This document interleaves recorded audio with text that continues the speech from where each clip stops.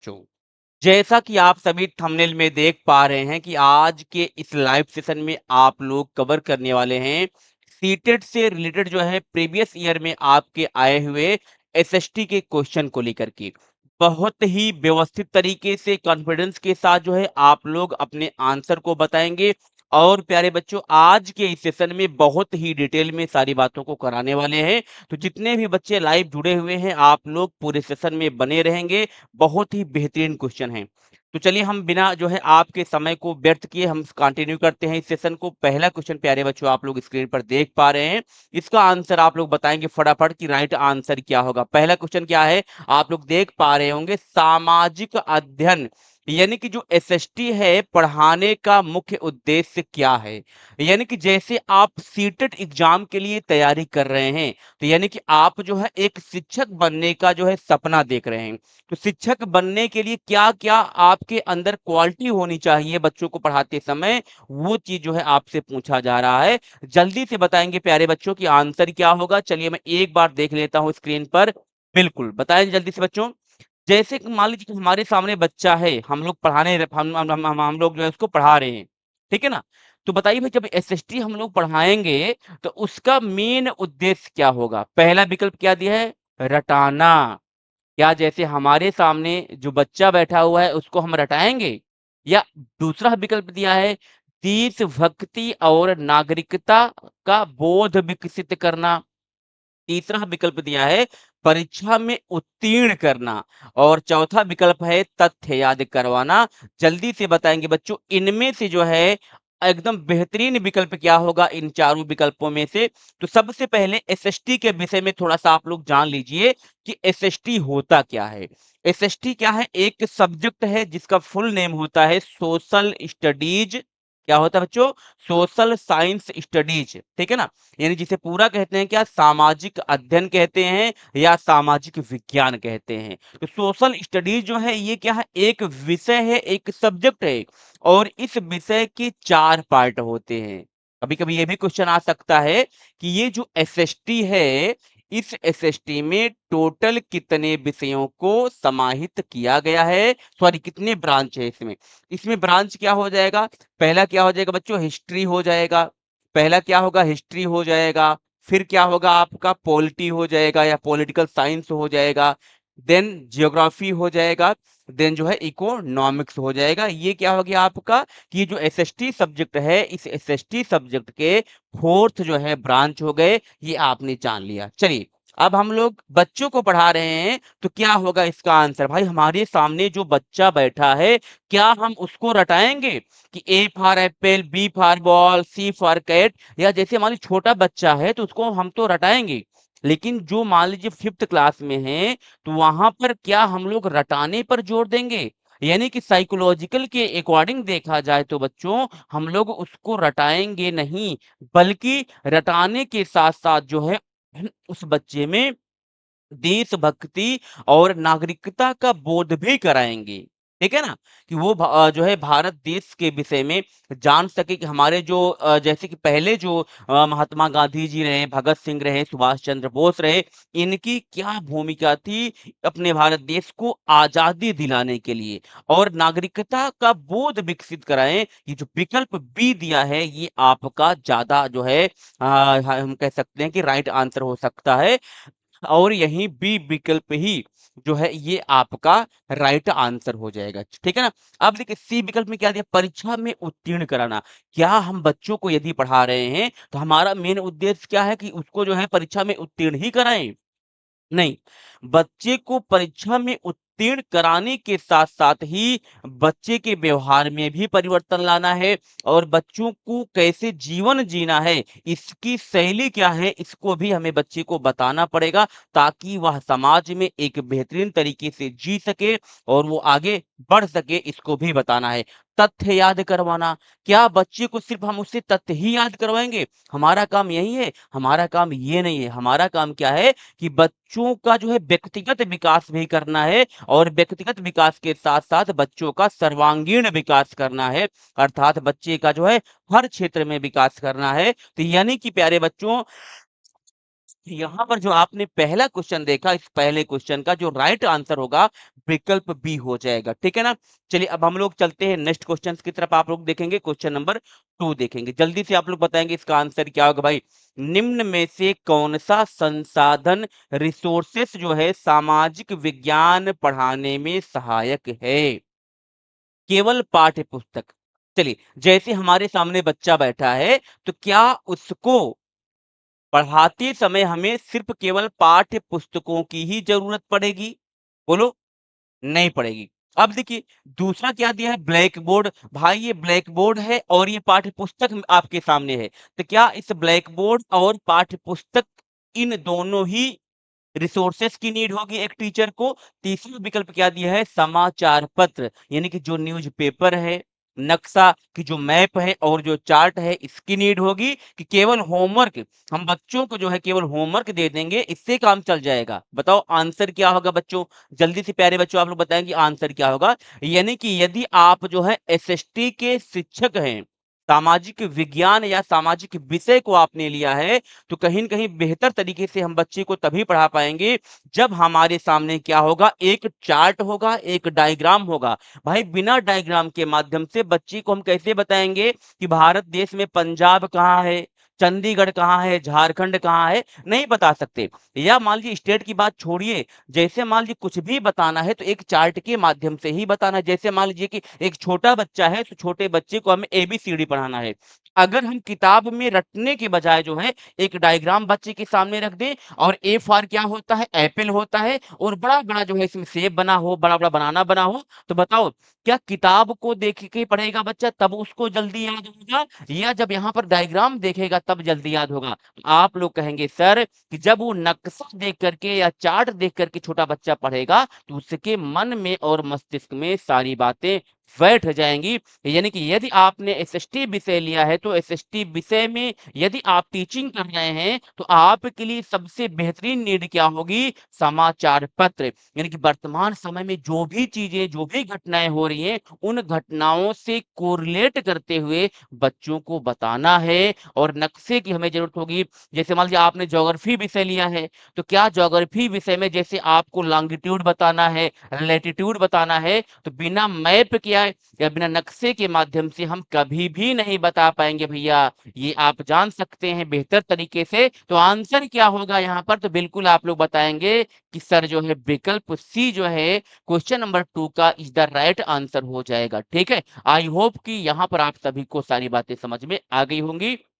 अब हम इसी क्रम में चलते हैं नेक्स्ट क्वेश्चन की तरफ। चलिए भैया, समाज अध्ययन मीन्स क्या होगा? एसएसटी हो जाएगा। में समय रेखा, टाइमलाइन किसे समझाने में सहायक होती है भैया? समय रेखा जान रहे हैं ना?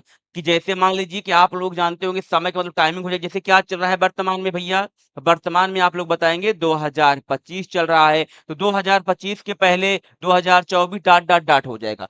अब इन घटनाओं को, इन समय रेखा को बताने के लिए हमें सबसे बेहतरीन विकल्प की तलाश करना है। देखिए, जब आप सीटेट का एग्ज़ाम देने जाते हैं और जब एग्ज़ाम हॉल में आप लोग बैठे रहते हैं, तो अगर आप कूल माइंड से हैं, अगर आप बेहतरीन तरीके से क्वेश्चन को पढ़ेंगे और एक बार, दो बार आप विकल्पों को देखेंगे और समझदारी के साथ जो है आप सारी चीज़ों को पढ़ेंगे, तो हम कह सकते हैं कि आप एग्ज़ाम हॉल में ही अच्छा बेहतरीन प्रदर्शन अपना कर सकते हैं। और यदि पूरी जो है 1-2 दिन आप मतलब 1 हफ्ते अगर आपने पढ़ लिया है, 15 दिन आपने पढ़ लिया है और पूर्व ज्ञान नॉलेज है, तो सीटेट की जो परीक्षा है आप लोग आसानी से निकाल सकते हैं। बहुत ही शानदार इसके लिए ट्रिक है। बस आप लोग क्लास में बने रहेंगे, मैं आपको बताता रहूँगा बच्चों। देखिए, क्वेश्चन क्या पूछा गया है? समाज अध्ययन में समय रेखा किसे समझाने में सहायक होती है? समय रेखा टाइमलाइन की बात की जा रही है। भौगोलिक घटनाएँ, क्या भौगोलिक घटनाएँ आपको बताने के लिए यहाँ समय रेखा की ज़रूरत होगी भैया? आप कहेंगे नहीं सर, भौगोलिक घटनाएँ में क्या है जैसे ग्रह हो गए, उपग्रह हो गए, तो यहाँ पर इसकी नीड नहीं होगी। ऐतिहासिक क्रम हिस्टोरिकल जो पीरियड हैं, इनको बताने के लिए बच्चों समय रेखा की ज़रूरत होगी। जैसे जैसे भाई देखें, तो मैंने आपको बताया था कि ये जो हिस्ट्री है, हिस्ट्री को 3 पार्ट में डिवाइड किया गया है।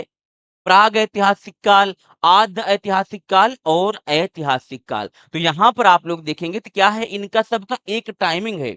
प्राग ऐतिहासिक काल का जो टाइमिंग है वो 5 लाख से 10,000, आद्य ऐतिहासिक काल का 10,000 से 8,000 और 8,000 से 3,000 डॉट डॉट, ठीक है ना? तो इतिहास में जो है टाइमलाइन की बहुत नीड होती है। जैसे औरंगजेब का शासनकाल कब रहा, महात्मा बुद्ध का जन्म कब हुआ था, ये फला-फला चीज़ आप लोग जान सकते हैं डॉट डॉट, ठीक है ना?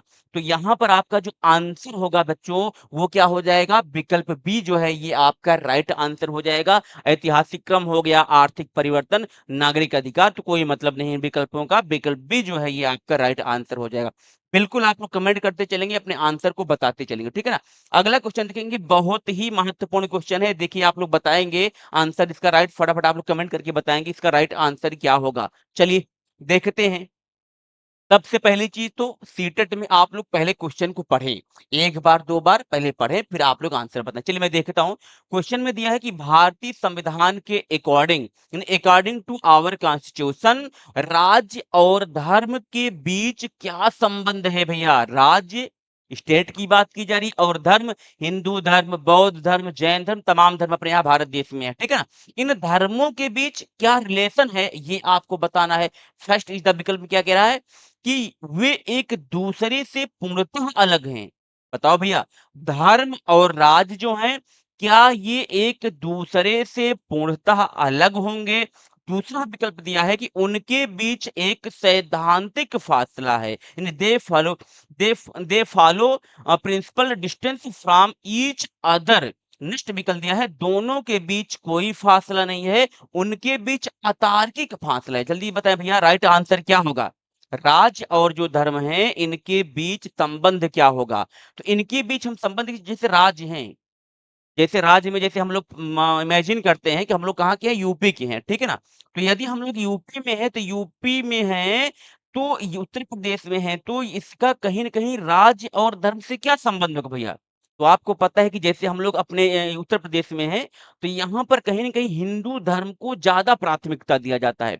जैसे आप वेस्ट बंगाल चले जाएँगे, तो वहाँ पर मुस्लिम को ज़्यादा प्राथमिकता दिया जाता है। प्राथमिकता का मतलब ये हो जाएगा कि जहाँ जिस राज्य में जिस वर्ग या समुदाय के लोग ज़्यादा होंगे, जिनकी जनसंख्या मेजॉरिटी ज़्यादा होगी, तो वहाँ पर कहीं न कहीं उनके धर्म से लेकर के उनके बीच जो है क्या होगा, एक सैद्धांतिक फासला हो जाता है।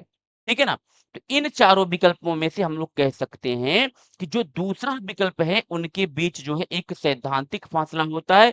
ये जो है आपका राइट आंसर हो जाएगा। क्योंकि बात हम करें तो जैसे फंडामेंटल राइट हैं, जो मौलिक अधिकार हैं, तो मौलिक अधिकार में धार्मिक स्वतंत्रता का अधिकार है।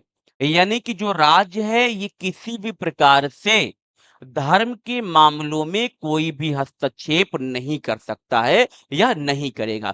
क्योंकि आर्टिकल 25 टू आर्टिकल 28 में सीधी-सी बात बताई गई है कि किसी भी धर्म को लेकर के राज्य कोई भी हस्तक्षेप नहीं कर सकता है। ये क्या है, एक सैद्धांतिक बात है, यानी प्रिंसिपल डिस्टेंस की बात की जा रही है। भाई ये सारी बातें जो है प्रिंसिपल्स मतलब कि लिखी गई है ना सैद्धांतिक रूप से। सैद्धांतिक मीन्स ये हम कह सकते हैं थ्योरी के रूप में लिखी गई है। तो आप यहाँ पर चारों विकल्पों में से जो बेहतरीन विकल्प होगा प्यारे बच्चों वो क्या होगा? विकल्प बी होगा। ये आपका राइट आंसर हो जाएगा। ठीक है ना? उम्मीद करते हैं कि आप लोग सारी बातों को समझ गए होंगे। नेक्स्ट क्वेश्चन देखेंगे। बताएंगे जल्दी से आप लोग, भारतीय योजना आयोग की स्थापना कब की गई है? इस सीटेट में जो है क्वेश्चन आया हुआ है, बहुत ही ईजी क्वेश्चन है। बताएंगे जल्दी से आप लोग। देखिए जो भारतीय योजना आयोग है तो वर्तमान में योजना आयोग तो नहीं है। आप सभी को पता है कि योजना आयोग के स्थान पर नीति आयोग 1 जनवरी 2015 वर्ष में जो है नीति आयोग योजना आयोग से गठित कर दी जाती है।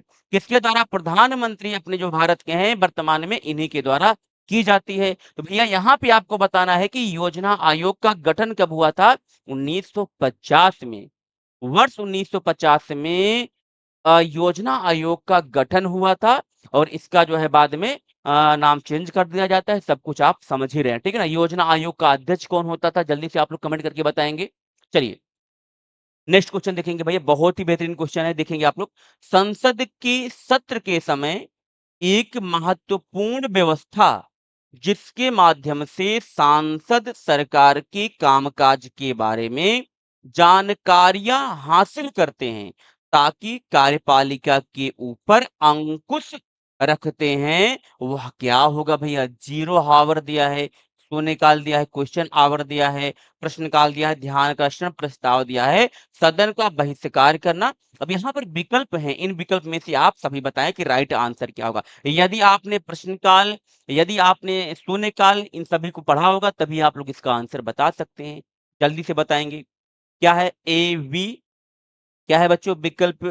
हाँ, बी डी होगा। जल्दी से बताएं इनमें से आंसर क्या होगा जो विकल्प दिया। पहले विकल्प में क्या दिया? A B and D A, A B and D A दिया है, B C and D B दिया है, ए बी एंड सी ए दिया है। बच्चों जल्दी से बताएं क्या होगा। चलिए, देखिए जो शून्यकाल है पहले इसको आप लोग जान लीजिए। शून्यकाल का जो टाइमिंग होता है ये सुबह 11 बजे से, सॉरी मैं क्वेश्चन आवर की बात कर रहा हूँ। प्रश्नकाल जो होता है ये सुबह 11 से 12 के बीच का जो काल होता है, इसे प्रश्नकाल के नाम से जाना जाता है। और इस प्रश्नकाल में जो मंत्री वगैरह होते हैं, उनसे उनके विभाग से रिलेटेड जो है क्वेश्चन पूछा जाता है। अर्थात कार्यपालिका जो होती है, ये विधायिका के ऊपर नियंत्रण लगाती है। ठीक है ना? ये हो गया प्रश्नकाल हो गया। शून्यकाल का जो टाइमिंग होता है एग्जैक्ट 12 बजे क्या होता है? शून्यकाल होता है। ध्यानाकर्षण प्रस्ताव ये होता है कि जैसे मान लीजिए कि कोई भी मंत्री कोई भी कानून लेकर के आ रहे हैं, यदि वो उस कानून से कहीं न कहीं कोई गलत निर्णय ले रहे हैं, तो उनको आकर्षित किया जाता है कि आपका मुद्दा ये है, इस चीज़ को आप ऐसे करें, सदन का बहिष्कार करना। तो यहाँ पे बच्चों बताइए कि आंसर क्या होगा? विकल्प यहाँ पर जो ए और बी दिया है, ध्यान देंगे विकल्प ए और बी, ये जो है आपका राइट आंसर होगा। फिर सी और ए दिया है, ए और बी। हाँ, पहला विकल्प क्या दिया? A, B and D A, D A. थोड़ा-सा ये मिस्टेक हो रहा है हमें लगता है, ये जो विकल्प दिए गए हैं टाइप करने में, बट यहाँ पे जो आपका आंसर होगा प्यारे बच्चों क्या होगा? ए, बी एंड सी, ये जो है आपका विकल्प राइट होगा, डी बिल्कुल नहीं होगा। ठीक है ना? चलिए नेक्स्ट क्वेश्चन देखेंगे आप लोग। चलिए, पृथ्वी का सबसे ऊपरी पार्ट क्या है? जल्दी से बताएँगे आप लोग। पृथ्वी की आंतरिक संरचना आपने पढ़ा होगा। पृथ्वी की आपने सबसे जो ऊपरी परत है, ये आपसे पूछा जा रहा है कि ऊपरी परत क्या है? Crust, mental, core. यानी जो पृथ्वी है, इस पृथ्वी की जो है सबसे ऊपरी परत क्या होगी भैया? ऊपरी परत क्या होगी? क्रस्ट होगी। इसी क्रस्ट को ही क्या कहते हैं? पपड़ी कहते हैं। क्या कहते हैं भैया? पपड़ी कहते हैं। क्रस्ट, क्रस्ट के नीचे क्या होता है? मेंटल होता है। क्रस्ट के नीचे क्या होगा? मेंटल होगा। ठीक है ना? तो यहाँ पे आंसर क्या होगा आपका? पहला विकल्प जो दिया है क्रस्ट, बी विकल्प इज द राइट आंसर हो जाएगा। Crust, mental, core. ठीक है? चलो नेक्स्ट क्वेश्चन देखेंगे आप लोग। बताएंगे आप सभी आंसर क्या होगा? सामाजिक विज्ञान पढ़ाने का मुख्य उद्देश्य क्या है? जल्दी से बताएंगे बच्चों। कमेंट करके बताएंगे। अभी मैंने इस क्वेश्चन को कराया था, तो यहाँ बताने की कोई आवश्यकता नहीं है। चलिए नेक्स्ट क्वेश्चन देखेंगे आप लोग। सामाजिक विज्ञान के अध्ययन से क्या विकास होता है? रटने की क्षमता का, वैज्ञानिक दृष्टिकोण का, सामाजिक और नैतिक जिम्मेदारी, केवल अंक प्राप्ति। सामाजिक विज्ञान के अध्ययन से क्या विकास होता है भैया? जल्दी से बताएं आप लोग। क्या रटने की क्षमता अ, बच्चे में आएगी, कि वैज्ञानिक दृष्टिकोण होगा, कि सामाजिक और नैतिक जिम्मेदारी होगी, कि केवल अंक प्राप्ति होगा? तो यहाँ पे क्या होगा भैया? बिल्कुल, वैज्ञानिक दृष्टिकोण का तो छात्र में विकास होगा ही, लेकिन इस वैज्ञानिक दृष्टिकोण के साथ सबसे बेहतरीन क्या होगा? तो सामाजिक और नैतिक जिम्मेदारी वो समझेगा, क्योंकि फंडामेंटल ड्यूटीज आपने देखा होगा, एसएसटी में इंक्लूडेड है। तो इससे कहीं न कहीं कह सकते हैं कि जो आपका क्वेश्चन है, इस क्वेश्चन का जो विकल्प राइट होगा, वो सी विकल्प दिया है जो वो राइट हो जाएगा। ठीक है ना? नेक्स्ट क्वेश्चन भैया बताएँगे आप लोग। घरेलू हिंसा से महिलाओं के संरक्षण वाला अधिनियम कब पारित हुआ था? When was the protection of women from domestic violence act passed? जल्दी बताएंगे आंसर क्या होगा? 2005 में, वर्ष 2005 में ये जो अधिनियम है पारित किया गया था। तो यहाँ पे आंसर जो है आपका विकल्प सी हो जाएगा। ठीक है? चलिए नेक्स्ट क्वेश्चन आप लोग देखेंगे। मुख्यमंत्री और अन्य मंत्रियों को नियुक्त कौन करता है? प्रधानमंत्री, राष्ट्रपति, राज्यपाल और उच्च न्यायालय का मुख्य न्यायाधीश। तो भारतीय संविधान का एक आर्टिकल है 17(4), अनुच्छेद 74 में बताया गया है कि राष्ट्रपति जो हैं ये अपने सहायता और सलाह के लिए मंत्री या अन्य मंत्रियों की नियुक्ति करते हैं। ठीक है ना? तो यहाँ पर कौन कर रहा है भैया बताओ? कौन कर रहा है? तो राष्ट्रपति ही तो कर रहा है। तो विकल्प आपका राइट क्या होगा? बी विकल्प ही ये आपका राइट हो जाएगा। ठीक है ना? अब देखिए थोड़ा-सा राष्ट्रपति जो होता है, ये सर्वे-सर्वा होता है किसका? ये जो संवैधानिक प्रमुख होता है वो राष्ट्रपति होता है और जो वास्तविक प्रमुख होगा वो प्रधानमंत्री के नेतृत्व वाली मंत्रिपरिषद में जो है वास्तविक शक्तियाँ निहित होती हैं। यहाँ पे आंसर क्या होगा? तो विकल्प बी जो है ये आपका राइट हो जाएगा। चलिए बच्चों, अगले क्वेश्चन का जवाब देंगे। भारत में सरकार के एक से अधिक स्तर होने की मुख्य वजह क्या है? The main reason behind having more than one level of government in India each. बताइए जल्दी से भैया। जैसे कि आप सभी को पता है कि भारत में जो भी सरकार है, इस सरकार के कितने स्तर होते हैं? कई सारे स्तर होते हैं, जैसे विधायिका, कार्यपालिका, न्यायपालिका, ठीक है ना? अब इनमें भी बहुत स्तर होते हैं, निम्न कई पार्ट में इनको भी डिवाइड किया गया है। इसका रीजन क्या होगा? वास्ट नंबर ऑफ कम्युनिटीज, समुदायों की बड़ी संख्या के कारण होगा। Security of the border areas, सीमांत क्षेत्रों की सुरक्षा के कारण होगा।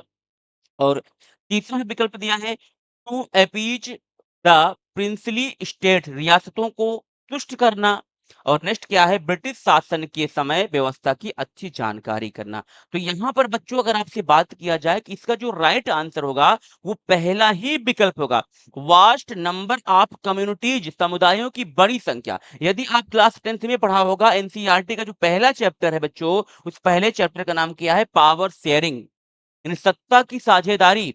और इसी सत्ता की साझेदारी में बेल्जियम और श्रीलंका तो ऐसे कंट्रीज हैं, उनके विषय में बताया गया है कि ये सत्ते की साझेदारी कैसे करते हैं। और इसमें इंक्लूडेड किया गया है इस चैप्टर में कि बेल्जियम जो श्रीलंका है, यहाँ पर जो समुदाय हैं, इन समुदायों में किस प्रकार से विरोध होता है, गतिरोध होता है, फिर देन जो है उन सभी मुद्दों को शांत करते हुए वहां पर सरकार बनती है और नई कानून लेके आती है। ठीक है ना? तो पहला ही विकल्प यार है बच्चों, यहाँ पे आपका राइट हो जाएगा आंसर। ठीक है?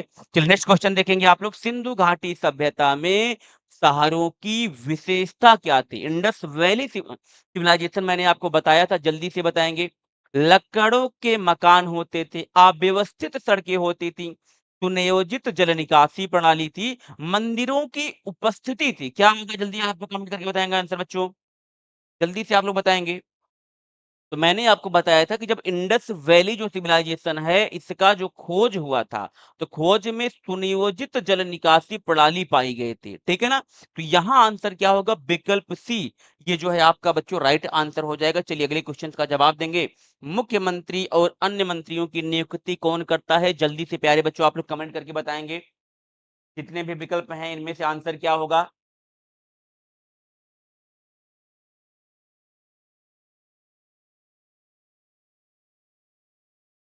बिल्कुल आप लोग कमेंट करें। चलिए मैं देखता हूँ। देखिए, जो पहला विकल्प दिया है प्रधानमंत्री, तो प्रधानमंत्री की नियुक्ति के विषय में उल्लेख जो है अनुच्छेद 75 आर्टिकल में किया गया है। और इसमें कहा गया है कि लोकसभा में जो बहुमत दल वाला नेता होगा उसकी नियुक्ति राष्ट्रपति कर सकते हैं। लेकिन यदि लोकसभा में किसी भी दल को बहुमत नहीं प्राप्त हुआ है, तो ऐसी स्थिति में राष्ट्रपति किसी भी व्यक्ति को प्रधानमंत्री नियुक्त कर सकता है। लेकिन उस नियुक्त व्यक्ति को 6 मंथ के अंदर निर्वाचित, यानी कि इलेक्टेड या नॉमिनेटेड जो है मेंबरशिप उसको लेनी ही पड़ेगी। ये बात बताई गई है प्रधानमंत्री के परिप्रेक्ष्य में। राष्ट्रपति के विषय में बच्चों आर्टिकल 52 के अकॉर्डिंग बात की गई है। और राज्यपाल की नियुक्ति कौन कर रहा है यहाँ पे? तो प्रेसिडेंट ही कर रहे हैं राज्यपाल की नियुक्ति, आर्टिकल जो है 155 के अकॉर्डिंग। यहाँ पर प्यारे बच्चों जो आपका आंसर होगा वो क्या होगा? प्रेसिडेंट होगा, राष्ट्रपति। ये क्या होगा? आपका आंसर हो जाएगा। बात हो गई क्लियर? चलिए ठीक है, नेक्स्ट क्वेश्चन आप लोग देखेंगे, आंसर बताएंगे इसका क्या होगा। बहुत ही बेहतरीन क्वेश्चन है, जल्दी से आप लोग बताइए भैया, जल्दी से आप लोग बताएं कि यहाँ पर आंसर क्या होगा। पहले समझिए क्वेश्चन क्या दिया है। देखिए क्वेश्चन क्या दिया है, identify the correct grouping of non farm activities in a rural area. यानी कि ग्रामीण क्षेत्र में खेती के अलावा होने वाली गतिविधियों के सही सामूहिकरण की पहचान करना है। जल्दी से बताएँगे आप लोग घड़े बनाना, पोट्री, बास्केट वीविंग, टोकरी बुनना, ईंट बनाना, ब्रिक मेकिंग, टोकरी बनाना, फसलों की कटाई करना, घड़े बनाना, साइकिल ठीक करना, निराई, घड़े बनाना, धान की रोपाई, निराई, टोकरी बनाना। भैया जल्दी से बताएँ इसमें क्या होगा आंसर? किस विकल्प को आप लोग बताएँगे? चलिए, इसमें क्या क्वेश्चन पूछा गया फिर से आप लोग देख लीजिए। ग्रामीण क्षेत्र में खेती के अलावा होने वाली गतिविधियों को आपको पहचानना है। तो भाई जैसे घड़े बनाना, टोकरी बुनना, ईंट बनाना, भाई खेती से इसका तो कोई रिलेशन नहीं है, ये भी विकल्प सही हो सकता है ना। फिर दूसरा विकल्प देखिए टोकरी बुनना, फसलों की कटाई तो बिल्कुल नहीं होगा क्योंकि कि इसका संबंध जो है खेतों से हो रहा है। तीसरा विकल्प देखिए साइकिल ठीक करना, निराई, घड़े बनाना, ये हो सकता है। या धान की रोपाई बिल्कुल नहीं होगा क्योंकि इसमें क्या कह रहा है देखो, खेती के अलावा होने वाली गतिविधियों की बात की जा रही है। देखिए इसी क्वेश्चन में ही आंसर छिपा है। बस आपको थोड़ा-सा ध्यान से पढ़ना है क्वेश्चन को। बच्चों बताओ क्या होगा आंसर? जल्दी से बताएँ। भई फसलों को काटिए, धान की रोपाई को काटिए यानी विकल्प बी, डी तो बिल्कुल खत्म हो गया। अब विकल्प ए बच रहा है, विकल्प सी बच रहा है तो ए में क्या दिया घड़े बनाना, फिर टोकरी बुनना, फिर ईंट बनाना। बताओ तीसरा विकल्प क्या दिया? साइकिल ठीक करना, निराई, निराई बताओ? निराई का मतलब क्या हो रहा है? ये भी खेती से कोरिलेट कर रहा है। तो सीधी-सी बात है प्यारे बच्चों, यदि आपने कॉमन सेंस के साथ काम किया एग्ज़ाम हॉल में, क्वेश्चन आप लोग राइट कर जाएँगे, तो राइट कैसे करेंगे? जब आप क्वेश्चन को 1 बार, 2 बार, 3 बार पढ़ेंगे, जब तक क्वेश्चन आपको समझ में नहीं आ रहा है। पहला विकल्प क्या होगा भैया? राइट हो जाएगा, सीधी-सी बात दिया खेती के अलावा दिया था ना, फसल बी विकल्प में दिया है तो कोई मतलब नहीं है। सी विकल्प में निराई, निराई कहाँ की जाती है? जब हम लोग खेती-बाड़ी करते हैं, तो वहीं तो किसान लोग निराई-गुड़ाई करते हैं। और डी विकल्प में क्या दिया? धान की रोपाई, ये भी नहीं होगा। पहला विकल्प ही था, राइट आंसर हो जाएगा बच्चों। चलिए नेक्स्ट क्वेश्चन देखेंगे, आप लोग बताएँगे? चलिए जल्दी से बताएँगे, बेहतरीन क्वेश्चन है ये भी। बहुत ही चुनिंदा क्वेश्चन लेके आए हैं और आज के सेशन में देखना है आंसर आप लोग क्या बताते हैं। जल्दी बताएँगे बच्चों आप लोग। निम्नलिखित कथनों read the following statements and R and एपो choose the appropriate option given below. निम्नलिखित कथनों ए और आर पर विचार करें और उपयुक्त विकल्प चुनना है। ठीक है ना? बताएँगे आंसर क्या होगा?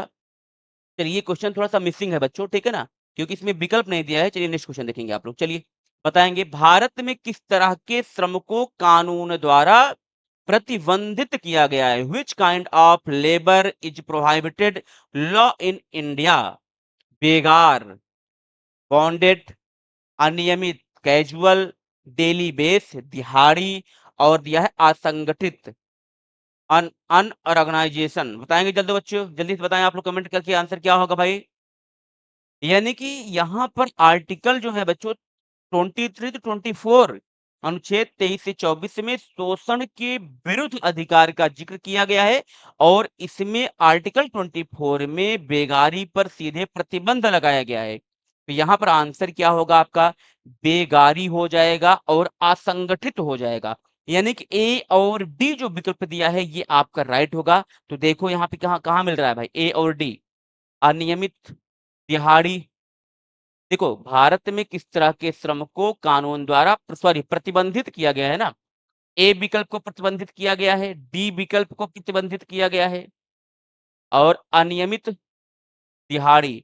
बी और सी देखिए विकल्प में है क्या? जल्दी से आप लोग देखेंगे ए विकल्प डी ओनली ए बी दिया है, बेगारी और अनियमित। नेक्स्ट क्या दिया है? बी, सी, डी दिया है। B C, D. ठीक है ना? बिल्कुल बहुत ही बढ़िया बच्चों। प्रतिबंधित किया गया है, सिर्फ़ बेगार को ही प्रतिबंधित किया गया है अकॉर्डिंग टू कॉन्स्टिट्यूशन मैंने आपको बताया आर्टिकल 24 ठीक है ना? तो यहाँ पे जो आंसर होगा भैया वो क्या होगा? विकल्प डी ही होगा, ठीक है? सिर्फ़ बेगार को ही प्रतिबंधित किया गया है और शेष जो है चलते हैं, ठीक है ना? चलिए नेक्स्ट क्वेश्चन देखेंगे, आप लोग बताएँगे इसका आंसर क्या होगा? बेहतरीन क्वेश्चन है, कमेंट करके बताएँगे आप लोग। फुटपाथ और ठेलों पर सामान बेचने को जीविकोपार्जन के अधिकार के रूप में देखने की एक तरफ निम्नलिखित में से क्या एक कदम है आपको बताना है। जल्दी बताएंगे। पहला विकल्प क्या दिया है? फुटपाथ और ठेलों पर सामान बेचने के लिए शहरों के कुछ इलाकों का तय किया जाना। नेक्स्ट विकल्प दिया है ठेलों को सड़कों पर प्रतिबंधित करना, छोटी दुकानों को ठेलों की जगह स्थान देना, ठेलों और फुटपाथों पर सामान बेचने पर स्थानीय सरकार द्वारा कर लगाना। जल्दी से बताएंगे आप सभी आंसर क्या हो सकता है भैया। क्वेश्चन क्या दिया था? फुटपाथ और ठेलों पर सामान बेचने को जीविकोपार्जन के अधिकार के रूप में देखने की एक तरफ निम्नलिखित में से एक क्या कदम होगा? जल्दी बताएं आप लोग। छोटी दुकानों को ठेलों की जगह स्थान देना भैया, ठेलों और फुटपाथ पर सामान बेचने पर स्थानीय सरकार द्वारा कर लगाना, तो बिल्कुल ही गलत होगा। दूसरा विकल्प देख रहे होंगे, छोटी दुकानों को ठेलों की जगह स्थान देना, ये हो सकता है। और पहला विकल्प क्या देख रहे हैं? दूसरा विकल्प ठेलों को सड़कों पर प्रतिबंधित करना, ये भी नहीं होगा बच्चों। पहला विकल्प दिया है फुटपाथ और ठेलों पर सामान बेचने के लिए शहरों के कुछ इलाकों का तय किया जाना। ठीक है ना? क्या होगा? सीधी सी बात है भैया, यहाँ पे विकल्प सी होगा, छोटी दुकानों को ठेलों की जगह स्थान देना। सी विकल्प इज द राइट आंसर हो जाएगा प्यारे बच्चों। चलिए नेक्स्ट क्वेश्चन देखेंगे। मौर्य सम्राट अशोक ने किस युद्ध के बाद बौद्ध धर्म अपनाया था? सम्राट अशोक के द्वारा 2061 बीसी में एक बहुत ही बड़ा युद्ध लड़ा गया था और उस युद्ध का नाम है कलिंग युद्ध। और इस कलिंग युद्ध में बहुत सारे लाखों लोग मारे गए थे, लगभग 1.5 लाख लोग घायल हुए थे। और इस युद्ध को सम्राट अशोक ने जब देखा तो उनका हृदय जो है एकदम द्रवित हो गया, पिघल गया। और उसी दिन से उन्होंने संकल्प लिया और बौद्ध धर्म को स्वीकार कर लिया कि किसी प्रकार से अब हम लोग जो है किसी भी युद्ध को नहीं लड़ेंगे। ये आपका राइट आंसर क्या होगा बच्चों? विकल्प बी जो है ये आपका राइट आंसर हो जाएगा। ठीक है ना? चलिए अगले क्वेश्चन को आप लोग देखेंगे। नागरिक शास्त्र पढ़ाते समय लोकतंत्र को समझाने का सर्वोत्तम तरीका क्या है? आप लोग बताइए। परिभाषा रटवाना, बताइए। हम नागरिक शास्त्र विषय पढ़ा रहे हैं, तो क्या बच्चों को हम लोग क्या रटवाएँगे? परिभाषा कि अरस्तू ने कहा था ये चीज़, प्लेटो ने कहा था ये चीज़ और ये चीज़ हो गया। टिटाटर डिबेट और चर्चा करवाना ये एथेंटिक होगा या बोर्ड से लिखवाना ये प्रमाणित होगा, ये कि होमवर्क देना। बताओ इनमें से क्या होगा? इनमें जो सबसे प्रमुख होगा डिबेट और चर्चा करवाना। कहीं न कहीं जब क्लासरूम में जब 2-4 बच्चे बैठे हैं, एक दूसरे के मध्य जब हम लोग जब बच्चे डिबेट करेंगे तो इससे बच्चों की जो मानसिक स्थिति है इसका विकास होता है। और बच्चे एक बार दो बार जब डिबेट कर लेते हैं तो उस क्वेश्चन को, उस सब्जेक्ट को, उस टॉपिक को जल्दी कभी भी नहीं भूलते हैं। तो यहाँ पर आंसर हम लोग कह सकते हैं कि विकल्प बी जो होगा ये प्यारे बच्चों आपका राइट हो जाएगा। ठीक है ना? नेक्स्ट क्वेश्चन से आप लोग देखेंगे। समस्या आधारित अधिगम किसे कहते हैं भैया? जल्दी से बताएंगे। समस्या आधारित अधिगम किसे कहते हैं? प्रश्न देने को, बच्चे खुद समाधान ढूंढें, शिक्षक उत्तर बताएं, केवल परीक्षा देना। समस्या आधारित अधिगम क्या होगा? जल्दी बताएं। यानी कि जो बच्चा है, वो बच्चा खुद जो है अपनी समस्या का समाधान ढूँढेगा, तो उसे क्या कहेंगे? समस्या आधारित अधिगम बोला जाएगा भैया। सीधी-सी बात है, विकल्प जो भी दिया है ये आपका राइट आंसर हो जाएगा। चलिए नेक्स्ट क्वेश्चन आप लोग बताएँगे। एसएसटी पढ़ाने में किस विधि को प्राथमिकता दी जानी चाहिए? जल्दी से कमेंट करके बताएँगे। व्याख्यान, आप लेक्चर देंगे, परियोजना विधि बनाएँगे आप लोग, मौखिक उत्तर देंगे, बोर्ड पे रटाना। क्या होगा आंसर भैया? बिल्कुल आसान सा क्वेश्चन है। क्या करेंगे आप लोग? परियोजना विधि द्वारा। यानी कि हम लोग क्या करेंगे, पहले एक प्लानिंग बनाएँगे और उस प्लानिंग के अकॉर्डिंग बच्चे को बेहतरीन तरीके से सारी बातों को बताएँगे कि कैसे-कैसे क्या चीज़ करना है। जैसे मान लीजिए मानचित्र के माध्यम से बच्चों को समझाएँगे और यहाँ पर जो है बोर्ड पर जो है अच्छे से बच्चों को लिख के बताया जाएगा। तो यहाँ पे आंसर क्या होगा आपका? विकल्प बी जो है ये आपका राइट आंसर हो जाएगा। ठीक है ना? अगले क्वेश्चन का आप लोग जवाब देंगे। निम्न में से कौन सा संसाधन रिसोर्सेज जो है सामाजिक विज्ञान पढ़ाने में सहायक है? केवल पाठ्य पुस्तक होगा, कि ब्लैक बोर्ड होगा, कि समाचार पत्र, नक्शा और चार्ट होगा, कि केवल होमवर्क होगा? तो यहाँ पर भैया आप क्या बताएँगे? यानी कि आप सामाजिक विषय पढ़ा रहे हैं बच्चों को, तो हमारे पास क्या होना चाहिए? सिर्फ़ जो है पाठ्य पुस्तक ही नहीं होनी चाहिए, बल्कि हमारे पास समाचार पत्र, न्यूज़ होना चाहिए, मैप होना चाहिए और चार्ट होना चाहिए। तो विकल्प जो सी दिया है, ये आपका राइट आंसर हो जाएगा। चलिए, अगला क्वेश्चन बताएँगे प्यारे बच्चों आप लोग, सीटेट के अकॉर्डिंग एसएसटी में मूल्यांकन का उद्देश्य क्या होना चाहिए? बताइए। मूल्यांकन का हमारा उद्देश्य क्या है? जब हम बच्चे की कॉपी चेक करते हैं या हम बच्चे का जब मूल्यांकन करते हैं तो इसका मेन एम क्या होगा? अंक देना, रटाई की जाँच करना, अवधारणात्मक यानी कॉन्सेप्चुअल जो है स्पष्टता को मापना, कक्षा में डिसिप्लिन बनाना। बताइए अंक देना, क्या हम एसएसटी के टीचर हैं, तो बच्चों को हमारा जो मेन मूल्यांकन करने का तरीका होगा, अंक ही देना होगा। कि रटाई की जाँच मतलब बच्चा जो है कितना रट के इसका आंसर लिखा है, कितना बेहतरीन तरीके से लिखा है, इसका मूल्यांकन हम लोग ये करेंगे। कि तीसरा विकल्प दिया है कि कॉन्सेप्टुअल मतलब बच्चा ने पढ़ा है जो आंसर लिखा है, उसके उसमें हम कॉन्सेप्ट को देखेंगे कि बच्चा कितने बेहतरीन तरीके से कैसे लिखा है, ठीक है ना? तो हम यहाँ पर कह सकते हैं कि जो विकल्प सी दिया है, ये ज़्यादा है जो है आपका आंसर राइट हो सकता है, ठीक है ना? विकल्प सी जो है ये आपका राइट हो जाएगा। चलिए अगले क्वेश्चन को बताएँगे आप लोग। अगले क्वेश्चन को आप लोग बताएँगे नागरिक शास्त्र पढ़ाने का मुख्य उद्देश्य क्या है? केवल संविधान की जानकारी देना, अधिकारों और कर्तव्यों को समझाना, नेताओं के नाम याद करवाना, मौखिक उत्तर याद करवाना। क्या होगा आंसर भैया? नागरिक शास्त्र हम लोग पढ़ा रहे हैं तो सिर्फ उनको संविधान की ही जानकारी नहीं देंगे, बल्कि जो नागरिक हैं, उन नागरिकों के अधिकार क्या हैं, उनके कर्तव्य क्या हैं, इसको भी हमें बताना है। तो यहाँ पर जो 4 विकल्प थे, इन चारों विकल्पों में से जो प्रमाणित आंसर होगा बच्चों आपका, वो विकल्प बी हो जाएगा कि नागरिकों के अधिकार क्या हैं, उनके कर्तव्य क्या हैं, इनको बताया जाएगा संविधान के साथ-साथ। तो विकल्प बी यहाँ पे क्या होगा, ये आपका राइट आंसर हो जाएगा, ठीक है? चलिए नेक्स्ट क्वेश्चन आप लोग देखेंगे। समाज अध्ययन पढ़ाने का मेन एम क्या है? रटाना, देशभक्ति और नागरिकता का बोध विकसित करना, परीक्षा में उत्तीर्ण करवाना, तथ्य याद करवाना। तो आपको पता है कि विकल्प बी होगा, ठीक है ना? विकल्प बी होगा। स्क्रीन पर की क्वेश्चन में दिया है what is the main objective of teaching civics in school, यानी कि पूछा जा रहा है भैया कि विद्यालय में नागरिक शास्त्र पढ़ाने का मेन उद्देश्य क्या है? भाई आपने बीएड किया है या आपने बीटीसी या डीएलएड किया है, तो आप जो है एक शिक्षक बन गए हैं। अगर आप शिक्षक बन गए हैं और शिक्षक हैं आप नागरिक शास्त्र विषय के, तो आप जब बच्चों को नागरिक शास्त्र पढ़ाने चल रहे हैं, तो इसका मेन उद्देश्य क्या होगा? जल्दी से प्यारे बच्चों बताएँगे आप लोग कमेंट के माध्यम से और देखते हैं कि आप लोग कितने क्वेश्चन का सही जवाब देते हैं। चलो, थोड़ा-सा हम इसको डिटेल में करते हैं। पहला जो विकल्प दिया है कि रटकर याद कराना भाई। यदि हम लोग शिक्षक हैं, तो क्या विद्यार्थियों के ऊपर थोपेंगे किसी चीज़ को? भाई एनसीएफ में जो बात बताया गया है विद्यार्थियों को हमें रटाना नहीं है, बल्कि विद्यार्थियों को उनके व्यवहार में परिवर्तन लेके आना है। इस तरीके से बच्चों को हमें पढ़ाना होगा।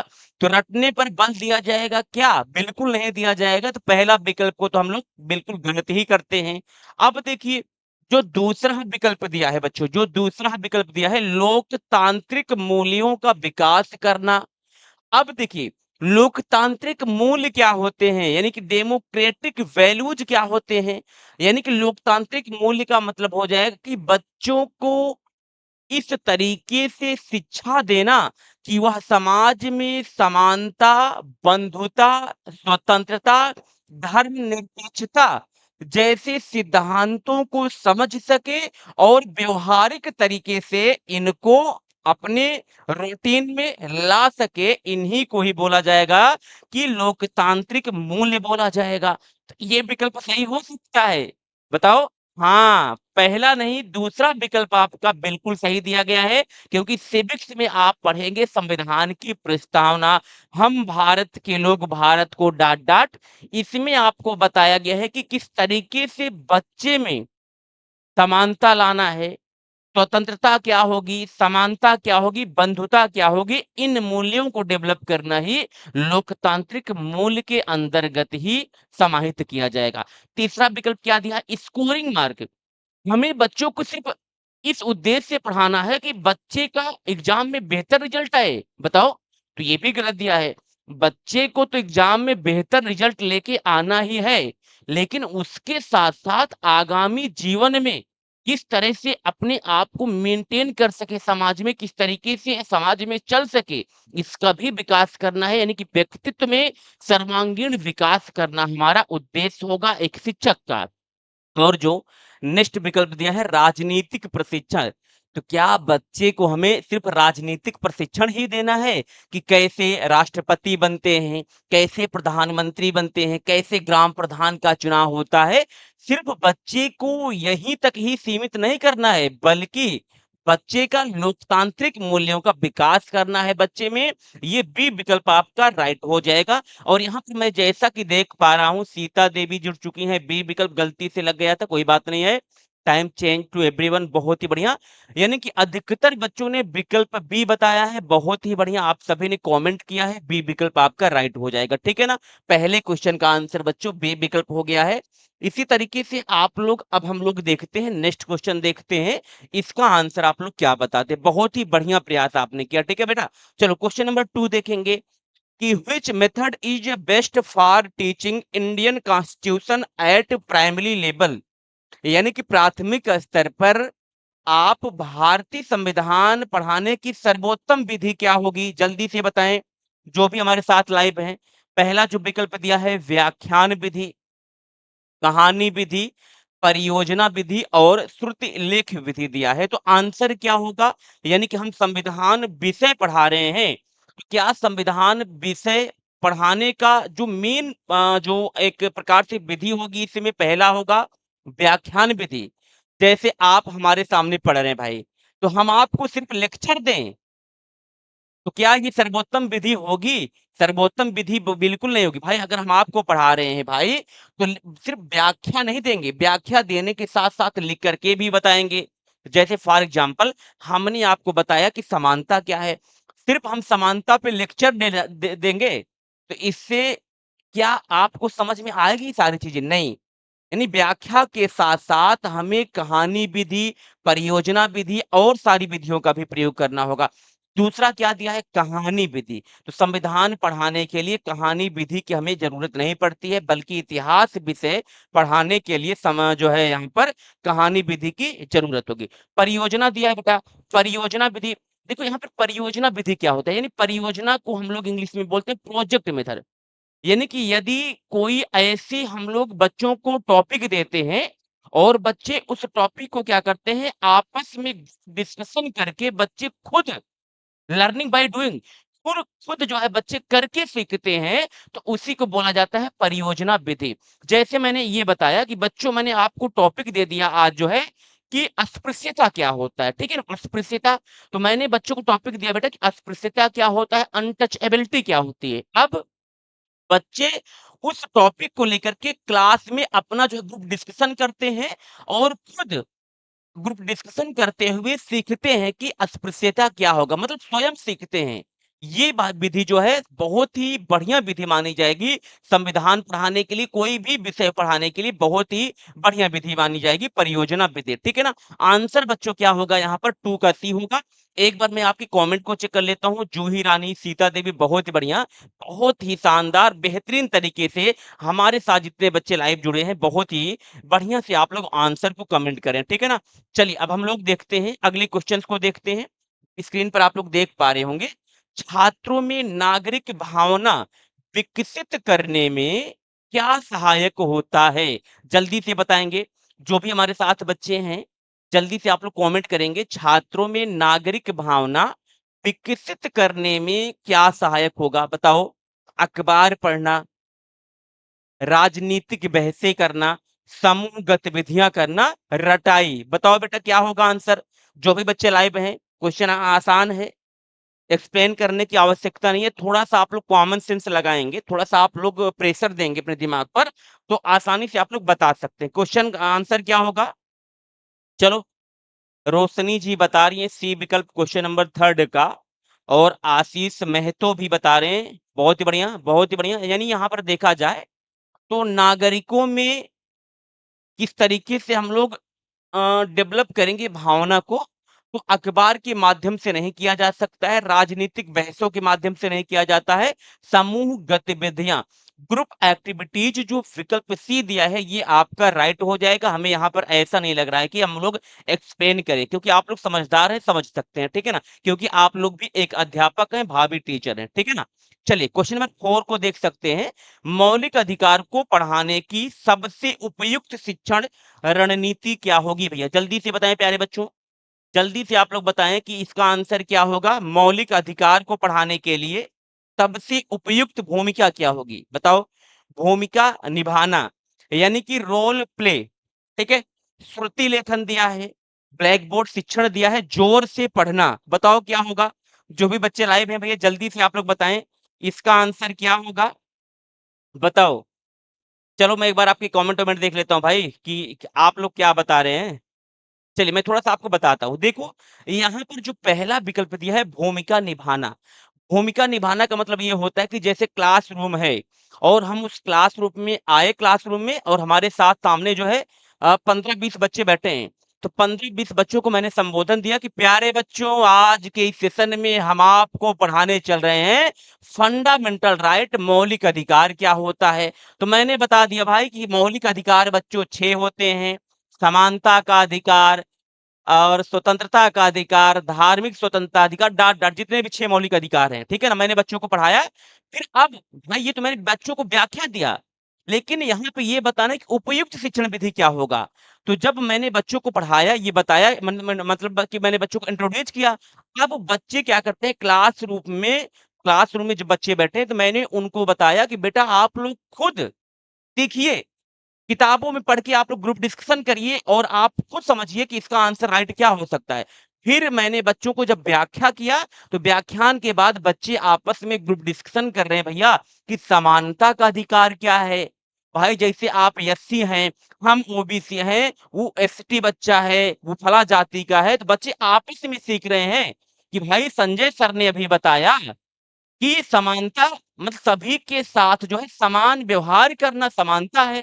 तो बच्चे आपस में रोल प्ले की भूमिका निभा रहे हैं, और रोल प्ले के माध्यम से बच्चे आपस में सीख रहे हैं कि समानता क्या है। उस मतलब कि यहाँ पर जो विकल्प पहले दिया है ये बहुत ही उपयुक्त विधि हो सकती है, ठीक है ना। अब जैसे रामायण आप लोग जानते हैं कि भाई प्राचीन काल में रामायण को लिखा गया था, महर्षि में जो है वाल्मीकि जी ने लिखा था। अब रामायण को जब लिखा गया है तो रामायण को देख करके वर्तमान समय में रामलीला होता है, रामचरितमानस का पाठ किया जाता है। तो बताओ, ये एक रोल प्ले माना जाएगा, एक रोल प्ले मॉडल माना जाएगा उसी चीज को देख के करना। तो ये बहुत ही स्टैंडर्ड जो है इस विकल्प को कह सकते हैं। लेकिन हम और विकल्पों को भी देखना है, ठीक है ना। श्रुति लेख दिया है, श्रुति लेख क्या होगा? श्रुति लेख का मतलब क्या होता है कि जैसे कि हमारे सामने आप संजय सर पढ़ा रहे हैं, ठीक है ना? हमने सुना और उसको लिखा, ये श्रुति लेख हो जाएगा। ब्लैक बोर्ड शिक्षण, सिर्फ हम ब्लैक बोर्ड के माध्यम से आपको बताएं, जोर से पढ़ना, ये हो गया। इनमें से बेटा जो आपका सबसे ऑथेंटिक विकल्प राइट होगा वो क्या हो जाएगा? जो पहला विकल्प दिया है प्यारे बच्चों, वो आपका राइट हो जाएगा। एक बार मैं कमेंट देख लेता हूं हमारे साथ जो बच्चे लाइव हैं। चलो, आंसर आपने क्या कमेंट किया है? सीता देवी ने 4 का सी बताया है, और नित्या जी ने पहला विकल्प बताया है। बिल्कुल, बिल्कुल यहाँ पर जो आपका पहला विकल्प दिया है, यही क्या होगा? आपका राइट आंसर हो जाएगा, ठीक है ना? चलिए बहुत ही बढ़िया प्रयास किया। थोड़ा-सा आप लोग कॉमन सेंस लगाएँगे, एक बार 2 बार विकल्प को पढ़ेंगे, क्वेश्चन को पढ़ेंगे, तो आसानी से आप लोग आंसर बता सकते हैं, ठीक है? चलिए नेक्स्ट क्वेश्चन हम लोग देखते हैं, अगले क्वेश्चन को देखते हैं। चलिए, कक्षा में लोकतांत्रिक व्यवहार को कौन सी गतिविधि बढ़ावा देती है? लोकतांत्रिक व्यवहार क्या होता है? सबसे पहले इसको समझना बहुत ही आवश्यक है बेटा। तो लोकतांत्रिक व्यवहार का मतलब ये हो गया कि बच्चे के व्यवहार में इस तरीके से परिवर्तन हम लोग लाएं कि वह समाज में एकदम वर्चस्व के माध्यम से भूमिका निभा सके। जैसे बच्चों को ये बताना कि समानता क्या है, स्वतंत्रता क्या है, बंधुता क्या है, ठीक है ना? अब देखिए बच्चे के में लोकतांत्रिक व्यवहार हम लोग कैसे लाएँगे? समूह चर्चा के माध्यम से या एकल कार्य के माध्यम से, नोट लिखना, रटना। आंसर क्या होगा जल्दी से बताएँ फटाफट आप लोग? क्वेश्चन नंबर 5 का राइट आंसर क्या हो सकता है? बिल्कुल, बहुत बढ़िया आशीष भैया जी, जूही जी, बहुत ही बढ़िया। सभी लोग अच्छे से आप लोग आंसर बता रहे हैं। बिल्कुल, आपका जो पहला आंसर होगा ग्रुप डिस्कशन हो जाएगा, समूह चर्चा। कभी भी आप सीटेट की परीक्षा में बैठे हैं, यदि विकल्प में ग्रुप डिस्कशन ऑप्शन दिया है, तो आप मान के चलिए कि वो राइट होने ही वाला है। क्योंकि ग्रुप डिस्कशन के माध्यम से बच्चे जो होते हैं क्लासरूम में बेहतर तरीके से सारी चीज़ों को सीख सकते हैं। क्वेश्चन नंबर जो 5 है, इसका जो पहला विकल्प दिया है, ये क्या हो जाएगा? राइट हो जाएगा, ठीक है ना? अभी तक हमें लग रहा है सारे बच्चे जो है बेहतर तरीके से क्वेश्चन को बता रहे हैं। हम लोग देखते हैं नेक्स्ट क्वेश्चन को, ठीक है ना? नागरिक शास्त्र की पढ़ाई में किस पर जोर देना चाहिए? बताओ, यदि आप सिविक्स के टीचर हैं, तो आप किन बिंदुओं पर जोर देंगे? सोचिए ज़रा, जल्दी से बताएँ बेटा, जल्दी से आप लोग बताइए। अगर आप नागरिक शास्त्र के अध्यापक हैं, तो किन बिंदुओं पर जोर देंगे? पहला क्या दिया है? तारीख याद करवाना। भाई सिंपल सी बात है, बच्चा क्लास में बैठा है, तो हमारा उद्देश्य ये है कि उसको तारीख याद करवाएँ कि 42वां संविधान संशोधन कब हुआ? बताओ पहला संविधान संशोधन कब हुआ? हमें इस तरीके से बच्चों को नहीं पढ़ाना है कि सिर्फ़ तारीखें रटता रह जा, ठीक है ना? हाँ, दूसरा विकल्प क्या दिया? वैचारिक समझ, कॉन्सेप्चुअल अंडरस्टैंडिंग। बच्चों को पढ़ाना है कि पहला अमेंडमेंट जो हुआ था 1951 में हुआ था। ये तो तारीख हो गई। लेकिन इस तरीके से बच्चे को पढ़ाना है कि उसके अंदर कॉन्सेप्चुअल अंडरस्टैंडिंग डेवलप हो कि भाई ये तो फैक्ट हो गया। लेकिन फैक्ट के साथ हमें बच्चों को यह भी बताना है कि प्यारे बच्चों, पहले संविधान संशोधन के माध्यम से संविधान में 9वीं अनुसूची को जोड़ा गया था। 9वीं अनुसूची का संबंध भूमि सुधार से है। यह मान लीजिए 42वां संविधान संशोधन प्रारंभ 1976 में हुआ था। मतलब उस बच्चे को इस तरीके से हमें पढ़ाना है कि उसके अंदर कॉन्सेप्चुअल अंडरस्टैंडिंग हो सके और हमें लगता है कि ये बेहतर विकल्प है नागरिक शास्त्र को पढ़ाने के लिए, ठीक है ना? बट हमें और भी विकल्पों को देखना है। लेखन अभ्यास पाठ्यपुस्तक कंटेस्ट कराना बिल्कुल गलत दिया है। सिर्फ़ हमें बच्चों को पाठ्यपुस्तक ही कंटेस्ट नहीं कराना है, उसके अंदर सिर्फ़ हमें लेखन का ही डेवलप नहीं करना है, हमें इस तरीके से पढ़ाना है ताकि बच्चे को कॉन्सेप्चुअल अंडरस्टैंडिंग हो सके, ठीक है ना? चलिए कमेंट करें में आप लोग बस जल्दी से बताएँ 6 का भी बहुत ही बढ़िया भाई, क्या बात है! रोशनी जी, जितने बच्चे लाइव हैं, अच्छे से आप लोग कमेंट करके आंसर बता रहे हैं। चलिए नेक्स्ट क्वेश्चन देखेंगे। राजनीतिक समझ का मूल्यांकन करने की उपयुक्त विधि कौन-सी है? बताओ बेटा। मान के चलिए कि आप क्लास में हैं, एक टीचर हैं और बच्चों के अंदर इवैल्यूएट करना है आपको पॉलिटिकल अंडरस्टैंडिंग। तो इसके लिए आप कौन से रूट को अपनाएँगे बेटा? कौन से विकल्प को अपनाएँगे? पहला क्या दिया है? बहुविकल्पी परीक्षण दिया है, मल्टीपल चॉइस टेस्ट दिया है, अभिनय दिया है, रोल प्ले दिया है, समूह प्रस्तुति दिया है, ग्रुप प्रेजेंटेशन दिया है और नेक्स्ट क्या दिया है? श्रुति लेख दिया है। बताओ क्या होगा आंसर? बिल्कुल आप लोग बताएँ। सभी कुछ पता है आपको? सारे विकल्पों के विषय में पता है, तो जल्दी से बताएँ आप लोग जो भी बच्चे लाइव हैं, कि इसका बेटा आंसर क्या होगा? ठीक है ना? जल्दी से आप लोग कमेंट करें क्वेश्चन नंबर जो 7 दिया है, इस 7 का आंसर राइट क्या हो सकता है? बस आपके कमेंट मैं पहले देखूँगा, उसके बाद आगे चलूँगा। ठीक है? जल्दी से बताएँ, किस विकल्प को आप प्राथमिकता देंगे? क्योंकि अभी मैंने पिछले क्वेश्चन्स में मैंने आपको डिटेल में समझा दिया है, कि कैसे क्या चीज़ें होती हैं। ठीक है? 7 का क्वेश्चन 7 का आंसर क्या होगा? सी। समूह प्रस्तुतिकरण, बहुत ही बढ़िया भाई, बहुत ही बेहतरीन।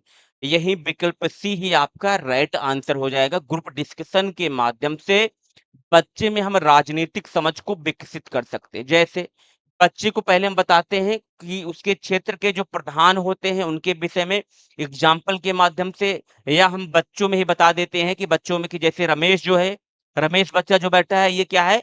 गाँव का सरपंच है, गाँव का प्रधान है। फिर हम बताते हैं व्यावहारिक भाषा में कि इनका चुनाव कैसे होता है। हम लोग बताएँगे कि ये जो है जिनकी उम्र 18 से प्लस होती है, वो लोग चुनते हैं, आप लोग इनको चुने हैं। इनका काम क्या होगा? व्यावहारिक तरीके से ग्रुप डिस्कशन के माध्यम से चीज़ों को बेहतर किया जा सकता है। विकल्प सी जो है आपका राइट हो जाएगा, ठीक है ना?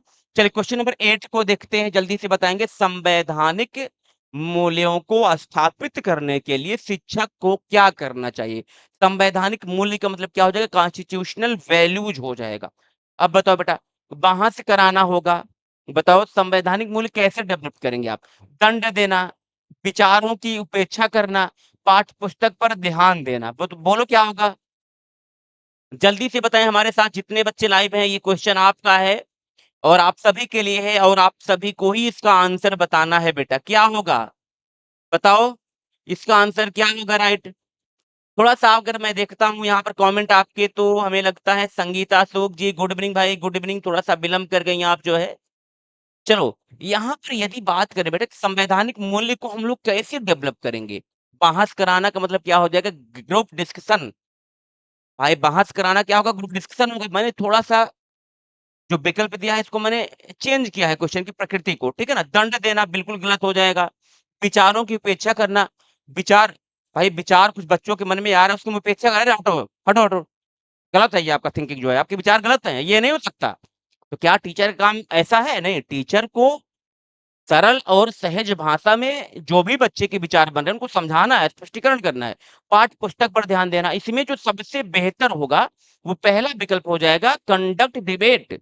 डिबेट के माध्यम से हम लोग कर सकते हैं बेहतर चीजें। और एक चीज ध्यान देना बेटा, अगर आप सीटेट की परीक्षा हाल में बैठे हैं, तो यदि आप इंग्लिश वर्ड को देख रहे हैं, नहीं समझ में आ रहा तो हिंदी को देखिए, हिंदी नहीं समझ आ रहा तो इंग्लिश को देखिए, ठीक है ना? जैसे बहस कराना, यहाँ पे डिबेट एक शब्द आपने देखा, डिबेट का मतलब होता है बहुत ही बेहतर हो सकता है सारी चीजें, ठीक है ना? चलो नेक्स्ट क्वेश्चन देखेंगे। क्वेश्चन नंबर 9 का आंसर बताएंगे आप लोग। चुनावों के बारे में पढ़ाना किसको बढ़ावा देता है बताओ? इलेक्शन, भारत का जो निर्वाचन आयोग है, हम यदि क्लासरूम में पढ़ा रहे हैं विद्यार्थियों को, तो विद्यार्थी में क्या डेवलप होगा? राजनीतिक कैरियर, निर्वाचन जागरूकता, रटना, निष्क्रिय अध्ययन। तो पहली चीज तो डी विकल्प बिल्कुल गलत हो जाएगा, क्योंकि क्लासरूम में यदि बच्चों को निर्वाचन आयोग के विषय में पढ़ाया जा रहा है या चुनाव के विषय में पढ़ाया जा रहा है, तो निष्क्रिय अध्ययन तो बिल्कुल गलत हो गया। रटना, मेमोराइज करना, ये भी गलत हो जाएगा। हमें बेहतर विकल्प की तलाश करना है। राजनीतिक कैरियर, तो यह भी गलत है। भाई अगर हम छोटे बच्चे हैं, तो छोटे बच्चों को हम लोग चुनाव के बारे में पढ़ा रहे हैं।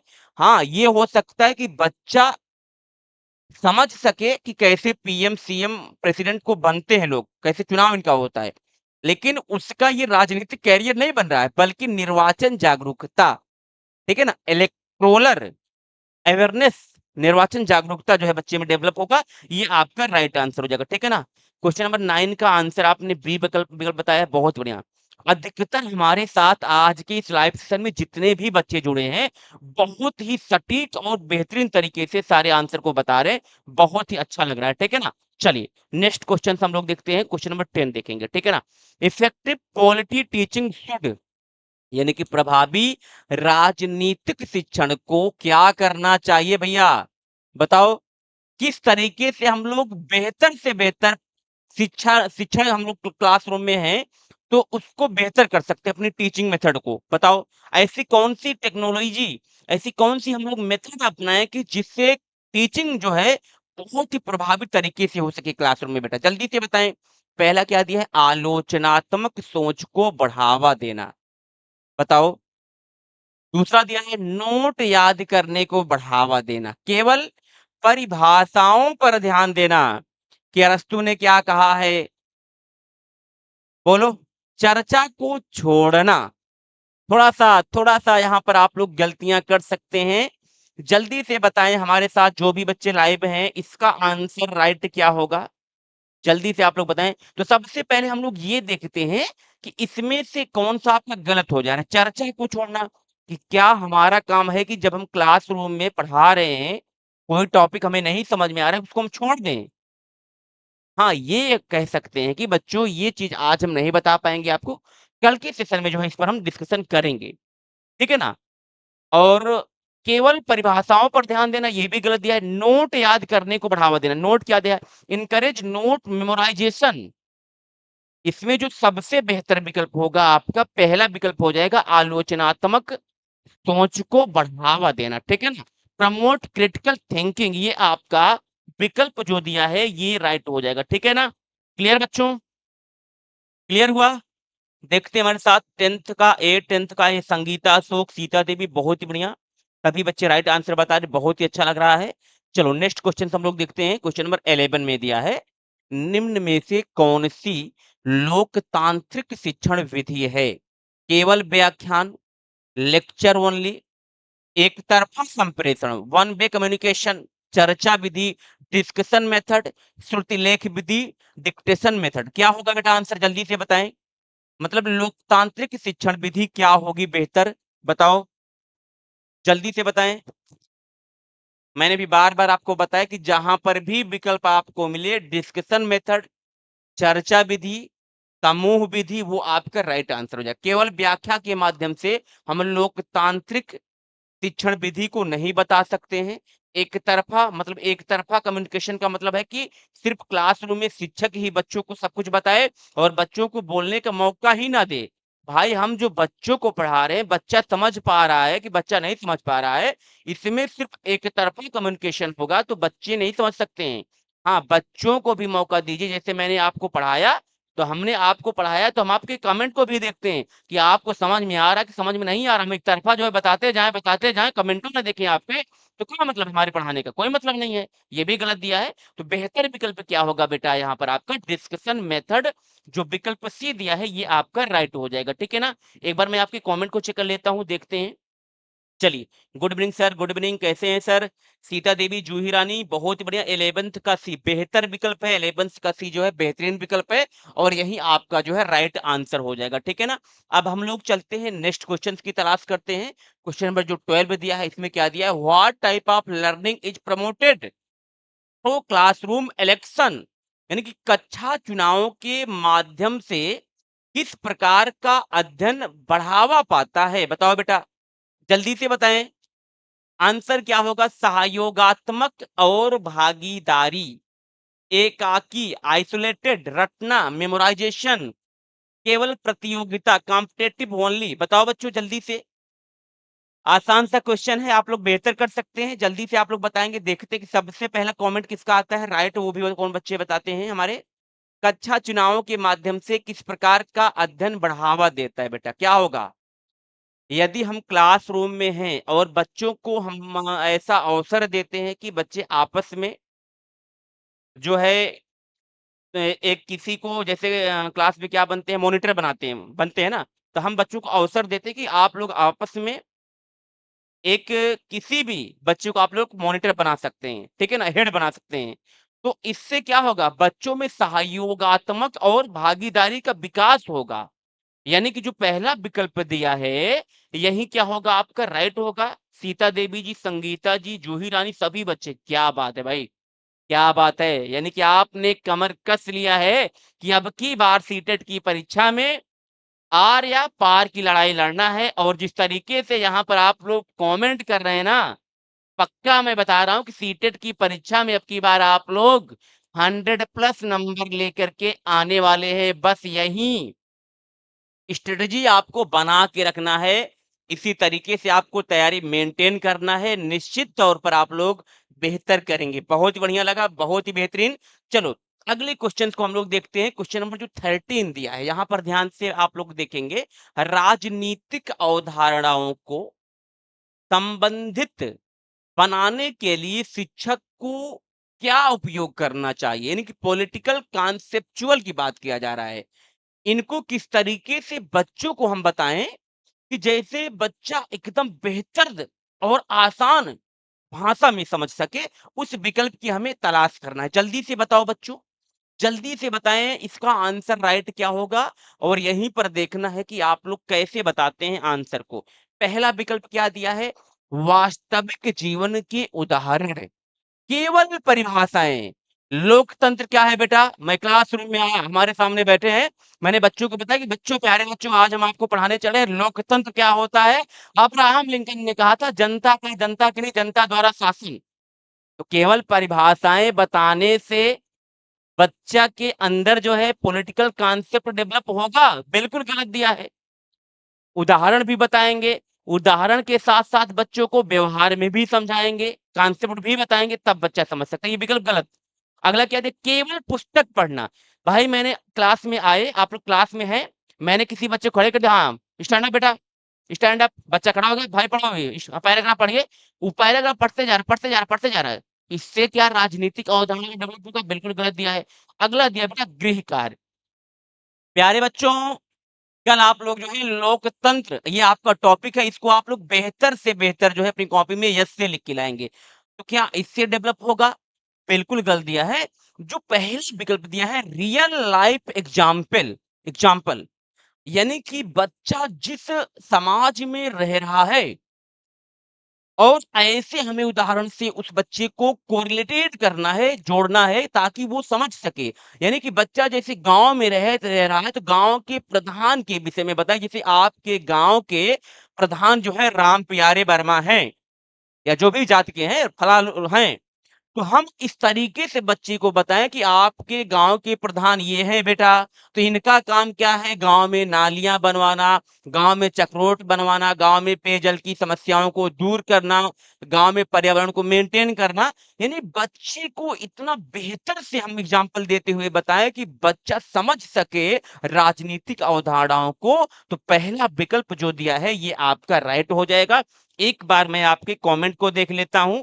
चलिए भैया, सीता देवी 13 का ए और वाह भाई, मैंने तो एक्सप्लेन किया, लेकिन एक्सप्लेन करने से पहले आपके यहाँ पर कमेंट के पूरे वाट लगे हैं, लाइन लगी हुई है, सभी बच्चों ने लगातार जो है सही जवाब कर रहे हैं। बहुत ही बढ़िया, बहुत बेहतर लग रहा है। चलिए अब हम लोग देखते हैं अगले क्वेश्चन को, ठीक है ना?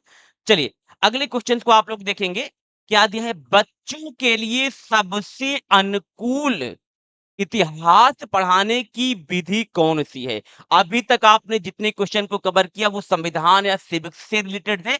अब आप लोग इतिहास को देख रहे हैं। यदि अब यहाँ पर आपको इमेजिन क्या करना है भाई कि हम लोग क्या हैं और आप भी पढ़े, आप लोग भी शिक्षक हैं, हम लोग भाई-भाई हैं, भाई-बहन हैं आपस में, आप भी एक शिक्षक हैं। अगर आप इतिहास विषय के शिक्षक हैं तो कैसे, अगर आप प्राइमरी में पोस्टेड होते हैं या आप टीजीटी लेवल पर पोस्टेड होते हैं, तो बच्चे को इतिहास कैसे पढ़ाएँगे बेहतर तरीके से? किस विकल्प की तलाश करेंगे? पहला भैया क्या दिया है?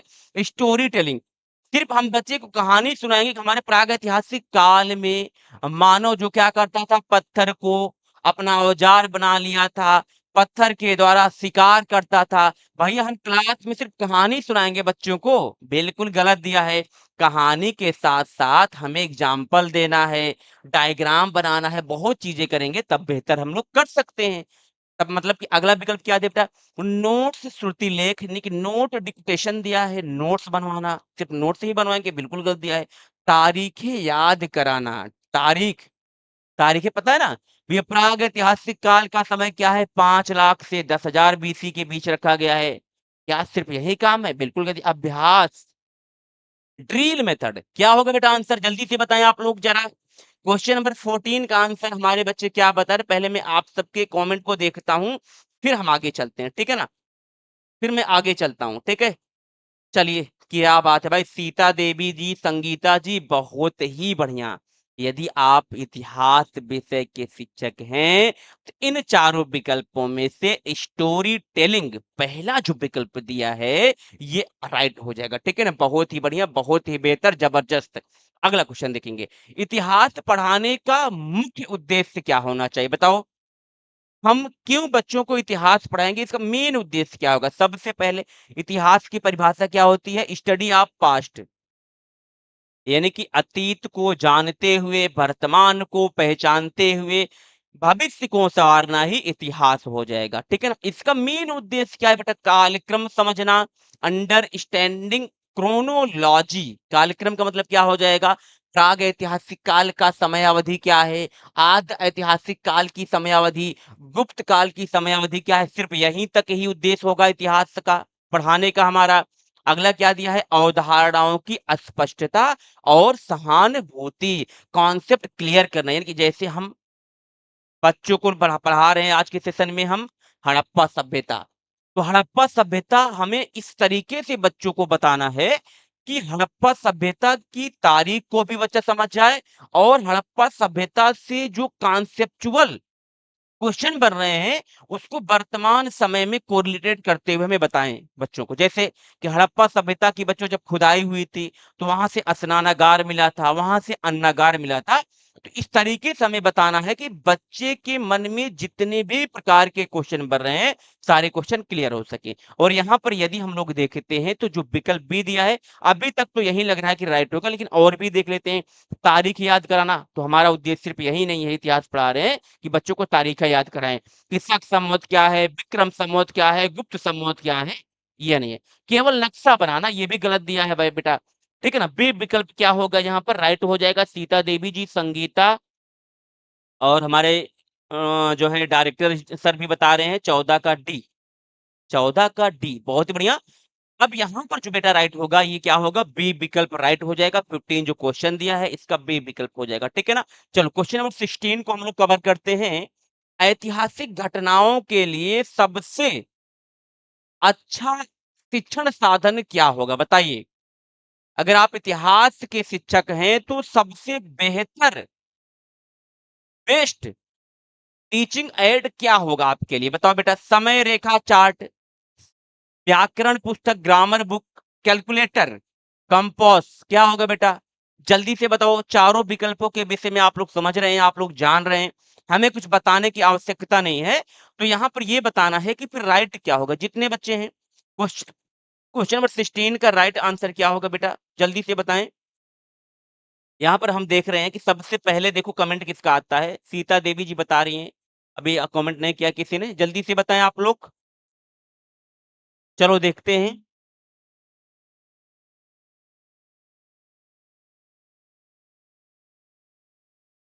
देखो भाई, सीधी सी बात है, इतिहास हम पढ़ा रहे हैं तो इतिहास में सबसे जो मेन फैक्ट होता है, वो क्या होती है, तिथि, तारीख। कि बच्चा क्या है, तारीख को भूल जाता है। तो जैसे हम बच्चे को कोई भी टॉपिक पढ़ा रहे हैं, आज के सेशन में जैसे मैंने बच्चों को मैंने स्टार्ट किया प्राग ऐतिहासिक काल। जब हम बच्चों को प्रागैतिहासिक काल पढ़ा रहे हैं, तो एक चार्ट के माध्यम से बताएं कि प्रागैतिहासिक काल का समय क्या है, आद्य ऐतिहासिक काल का समय क्या है, ऐतिहासिक काल का समय क्या है। और आप देख सकते हैं प्लेलिस्ट में जाकर के, जब मैंने ये जो है टॉपिक आपको बताया था बेटा, तो बहुत ही बेहतर तरीके से एक जो है मैंने डायग्राम के माध्यम से सब कुछ मैंने आपको बताया था। यहाँ पर डायग्राम के माध्यम से मैंने आपको बताया कि प्रागैतिहासिक काल का समय क्या होता है। फिर मैंने डिटेल में बताया था कि प्रागैतिहासिक काल में किस किस को रखा जाता है, प्रागैतिहासिक काल है, काल क्या होता है। ठीक है ना। तो यहाँ पर जो बेहतर विकल्प होगा वो आपका क्वेश्चन नंबर जो 16 दिया है, इसका कुछ बच्चे बता रहे हैं ए, कुछ बच्चे बता रहे हैं बी विकल्प। सीता देवी जी बी विकल्प बता रही हैं। बी नहीं होगा, ठीक है ना, पहला होगा समय रेखा चार्ट, ध्यान देंगे। Timeline chart is the clear answer होगा। ठीक है। चलो नेक्स्ट क्वेश्चन देखते हैं। क्वेश्चन नंबर जो 17 दिया है, इतिहास को छात्रों के लिए अर्थपूर्ण कैसे बनाया जा सकता है, how can you make history meaningful to student, बताओ बेटा। कैसे होगा भाई, जल्दी से बताएं आप लोग, कमेंट के माध्यम से बताओ, जल्दी से बताओ, फिर हम देखते हैं आपके आंसर, फिर आगे चलते हैं। जल्दी से आप लोग बताएंगे, फिर देखते हैं आगे क्या होता है। स्थानीय घटनाओं से जोड़कर जबरन याद करवाना, जबरन शब्द आ गया, बिल्कुल गलत हो गया। लगातार परीक्षण, कंटिन्यूअस टेस्टिंग, प्रश्नों की उपेक्षा, इग्नोरिंग क्वेश्चंस, बिल्कुल गलत। उपेक्षा बिल्कुल गलत हो गया, जबरन याद कराना बिल्कुल गलत हो गया। ठीक है ना। विकल्प पहला और दूसरे में थोड़ा सा डाउट हो रहा है बच्चों, जल्दी से बताएं क्या होगा आंसर। सीता देवी ए, क्या बात है भाई, बहुत ही बढ़िया। सीता देवी की तो तैयारी बहुत ही अच्छा है, बहुत ही बेहतरीन है, बिल्कुल हमारे सुमी सोम सर बता रहे हैं ए विकल्प बहुत ही बढ़िया। क्वेश्चन नंबर 17 का आंसर बताइए। पहला विकल्प होगा स्थानीय घटनाओं से जोड़कर। जैसे हम बच्चों को मैंने ये बताया कि प्यारे बच्चों, जो हड़प्पा सभ्यता है, हड़प्पा सभ्यता से स्नानागार मिला है, तो हम कोरिलेट करते हुए बताएं कि बेटा आपके घर में स्नानागार होगा, कैसे है, किस तरीके से आप देख सकते हैं। तो यहाँ पर जो आकार है छोटा है वर्तमान समय में, लेकिन हड़प्पा सभ्यता में जो स्नानागार मिले हुए थे, उनका जो साइज था बहुत ही बृहद साइज था। तो एग्जाम्पल के माध्यम से नहीं, स्थानीय घटनाओं को जोड़ करके जब हम बच्चों को पढ़ाएंगे, तो बच्चा बेहतर से बेहतर चीजों को समझ सकता है। ठीक है ना। चलिए बहुत ही बढ़िया, आपने आंसर कमेंट किया है। फिलहाल हम लोग देखते हैं नेक्स्ट क्वेश्चन को। इनमें कौन इतिहास शिक्षण के लिए प्रभावी नहीं होगा, which of these is not effective for history pedagogy, बताओ बेटा। हिस्ट्री के लिए ऐसा कौन सा ऑप्शन दिया है कि जो इफेक्टिव नहीं होगा, तथ्यों को रटना, मेमोराइजिंग फैक्ट, नाट्य रूपांतरण, ड्रामाइजेशन, स्टोरी बेस्ड लर्निंग और परियोजना प्रोजेक्ट वर्क। फटाफट बताएं बेटा, क्वेश्चन नंबर 18 का आंसर क्या होगा? देखते हैं आप लोग बताएंगे क्या बताते हैं आंसर, जल्दी से आप लोग बताएं। क्वेश्चन नंबर जो 18 दिया है इसका राइट आंसर क्या होगा? ठीक है, यहाँ पर बेटा जो दिया है आंसर जल्दी से बताओ क्या होगा?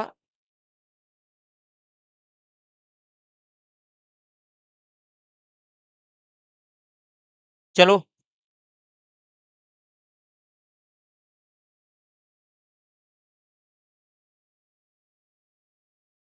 जल्दी से बताएं आप लोग। यहाँ मैं देख पा रहा हूँ कि संगीता जी ने 18 का ए बताया है और सोम सर 18 का ए बता रहे हैं। देखिए इनमें कौन इतिहास शिक्षण के लिए प्रभावी नहीं होगा? तथ्यों को रटना। बहुत ही बेहतर, बहुत ही बेहतरीन। पहला ही विकल्प आपका राइट हो जाएगा, ठीक है ना?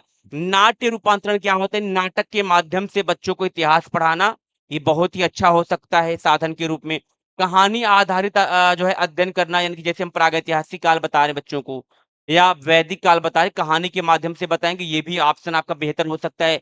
परियोजना क्या होता है कि जैसे बच्चों को हम जैसे क्लासरूम में बच्चे बैठे हैं, उनको कोई हम एक टॉपिक दे देते हैं, जैसे मैंने महाजनपद टॉपिक दे दिया, तो महाजनपद टॉपिक को लेकर के बच्चे आपस में एक ग्रुप डिस्कशन करते हैं और आपस में एक प्लान करते हैं कि 16 महाजनपद कैसे थे, उनका वहाँ के राजा कैसे थे। एक परियोजना के माध्यम से बच्चे खुद सीखते हैं, लर्निंग बाय डूइंग, जो है स्वयं करके सीखते हैं, ठीक है ना? यहाँ पर जो आपका नहीं होगा, ठीक है ना, वो पहला विकल्प हो जाएगा, बहुत ही बढ़िया। ठीक है, क्वेश्चन नंबर 19 देखेंगे। छात्रों को इतिहास में समाज सुधारकों के बारे में क्यों पढ़ना चाहिए?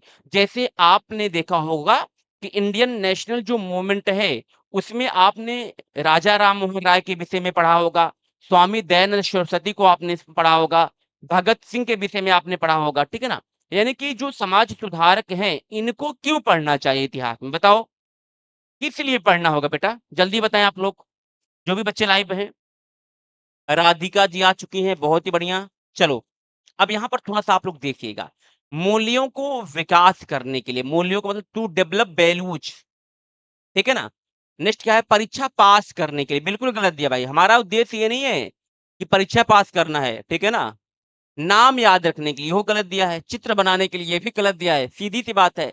मूल्यों का विकास करने के लिए, जैसे हम लोग समाज में हैं, तो यदि हमारे सिलेबस में राजा राम मोहन राय का ज़िक्र किया गया है, स्वामी विवेकानंद का ज़िक्र किया गया है, स्वामी दयानंद सरस्वती का ज़िक्र किया गया है, तो हम इनके इंट्रोडक्शन को पढ़ेंगे, इनके द्वारा किए गए कार्यों को पढ़ेंगे, तो इससे हम लोग ओतप्रोत होकर के वर्तमान का जो समाज है, इस समाज को सुधारने की दशा में हम लोग कार्य कर सकते हैं। तो यानी कि मूल्यों को विकास करना इज द बेस्ट ऑप्शन हो जाएगा, क्वेश्चन नंबर 19, ठीक है? चलो क्वेश्चन नंबर 20 देखते हैं। क्वेश्चन नंबर 20 देखते हैं, इतिहास सीखने में जिज्ञासा को बढ़ावा देने वाली विधि कौन सी है? Which method promote inquiry in history learning? बताओ बेटा, क्या होगा?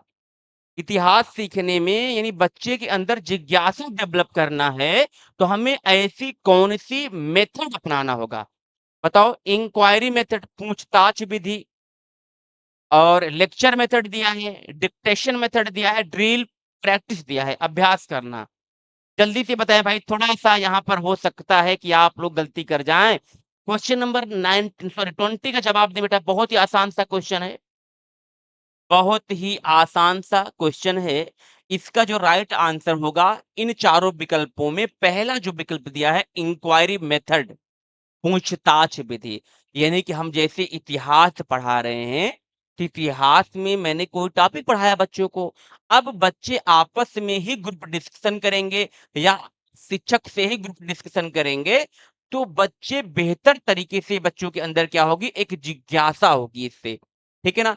जैसे फॉर एग्जाम्पल मैंने बताया कि महात्मा गौतम बुद्ध क्या हुआ कि 30 वर्ष की अवस्था में महात्मा गौतम बुद्ध ने महाविनिष्क्रमण किया। अब बताओ, बच्चे के अंदर जिज्ञासा उत्पन्न हो रही है कि सर, महात्मा गौतम बुद्ध ने महाविनिष्क्रमण काहे किया? फिर कोई बच्चा पूछेगा कि सर, महाभिनिष्क्रमण होता क्या है? तो मतलब बच्चे के अंदर जिज्ञासा उत्पन्न हो रहा है ना, तो कैसे उत्पन्न हो रहा है? पूछताछ विधि से ही तो हो रहा है। बच्चा हमसे पूछ रहा है, बच्चा आपस में पूछ रहा है कि भाई महाविनिष्क्रमण क्या है? तो मैंने बताया कि जब महात्मा गौतम बुद्ध ने गृहत्याग किया था, इसी घटना को महाविनिष्क्रमण कहते हैं। फिर दूसरा बच्चा हाँ, हाँ खड़ा किया भैया। सर, महात्मा गौतम बुद्ध ने किस वर्ष की अवस्था में घर को त्यागा था? फिर दूसरा बच्चा, सर जी ये बताइए महात्मा गौतम बुद्ध के पास तो बहुत धन दौलत था, तब महात्मा बुद्ध काहे घर त्याग दिया? है ना? तो बहुत मतलब बच्चों के अंदर क्या हो रहा है, क्वेश्चन पुट अप हो रहा है ना, तो कैसे होगा ये? इंक्वायरी मेथड से होगा। क्वेश्चन नंबर 20 का जो आंसर होगा वो पहला ही विकल्प आपका राइट हो जाएगा। ओके, ठीक है ना? चलिए बहुत ही बढ़िया, बहुत ही बढ़िया, आप सभी ने आंसर राइट बताया है। नेक्स्ट क्वेश्चन हम लोग देखते हैं। Why is biography a useful tool in history teaching? इतिहास शिक्षण में जीवनी उपयोगी क्यों है? बताओ। जैसे इतिहास में आप पढ़ते होंगे कि 1857 की जो क्रांति हुई थी, इसका जो मेन भूमिका थी मंगल पांडे की थी। तो मंगल पांडे की आप जीवनी पढ़ते हैं, राजा राम मोहन राय की जीवनी पढ़ते हैं, जितने भी हमारे समाज के जो विद्वान हैं, जो समाज सुधारक हैं, इनकी आप लोग जीवनी पढ़ते हैं। क्यों जीवनी पढ़ते हैं? किस लिए महत्वपूर्ण है बेटा? पहला विकल्प क्या दिया है? बिल्ड इमोशन कनेक्ट, भावनात्मक संबंध बनाती है। दूसरा विकल्प क्या है? अध्ययन उबाऊ बनाती है। बताओ। मेक लर्निंग बोरिंग, क्या ये बोरिंग बनाती है लर्निंग को? गलत दिया है, बिल्कुल गलत दिया है। अगला देखेंगे, रटाई को बढ़ावा देती है, इनकरेज मेमोराइजेशन। बताओ। अगला क्या दिया? किताबों को बोझ बढ़ाती है, किताबों का बोझ बढ़ाती है। ठीक है ना? बताओ बच्चों क्या होगा? जल्दी से बताएं यहाँ पर जितने बच्चे हमारे साथ लाइव जुड़े हैं। चलो बहुत बढ़िया, 21 का पहला ही विकल्प राइट हो जाएगा। भावनात्मक संबंध बनाती है। यदि आप कहीं न कहीं राजा राम मोहन राय के बारे में पढ़ेंगे, जिसके भी विषय में जीवनियों को पढ़ेंगे, इससे कहीं न कहीं हमारे जो इमोशन है वो कनेक्ट होते हैं, ठीक है ना? इससे क्या होगा, हम लोग भी उसी दिशा में कार्य करते हैं, समाज के जो है नैतिक ऊँचाइयों पर समाज को पहुँचाने के लिए हम लोग भी कार्य करते हैं, ठीक है ना?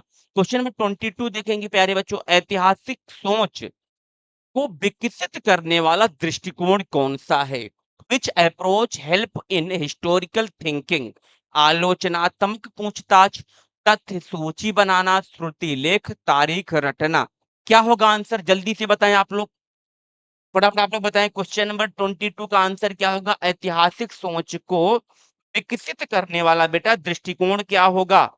जो भी बच्चे लाइव हैं आप लोग फटाफट बताएंगे। जितने भी बच्चे लाइव होंगे क्वेश्चन नंबर 22 का आंसर बताएंगे राइट क्या होगा। चलिए एक बार मैं आपकी कमेंट को देख लिया हूं, अभी तक किसी ने कमेंट नहीं किया है। यहाँ पर जो आंसर होगा भाई क्या होगा?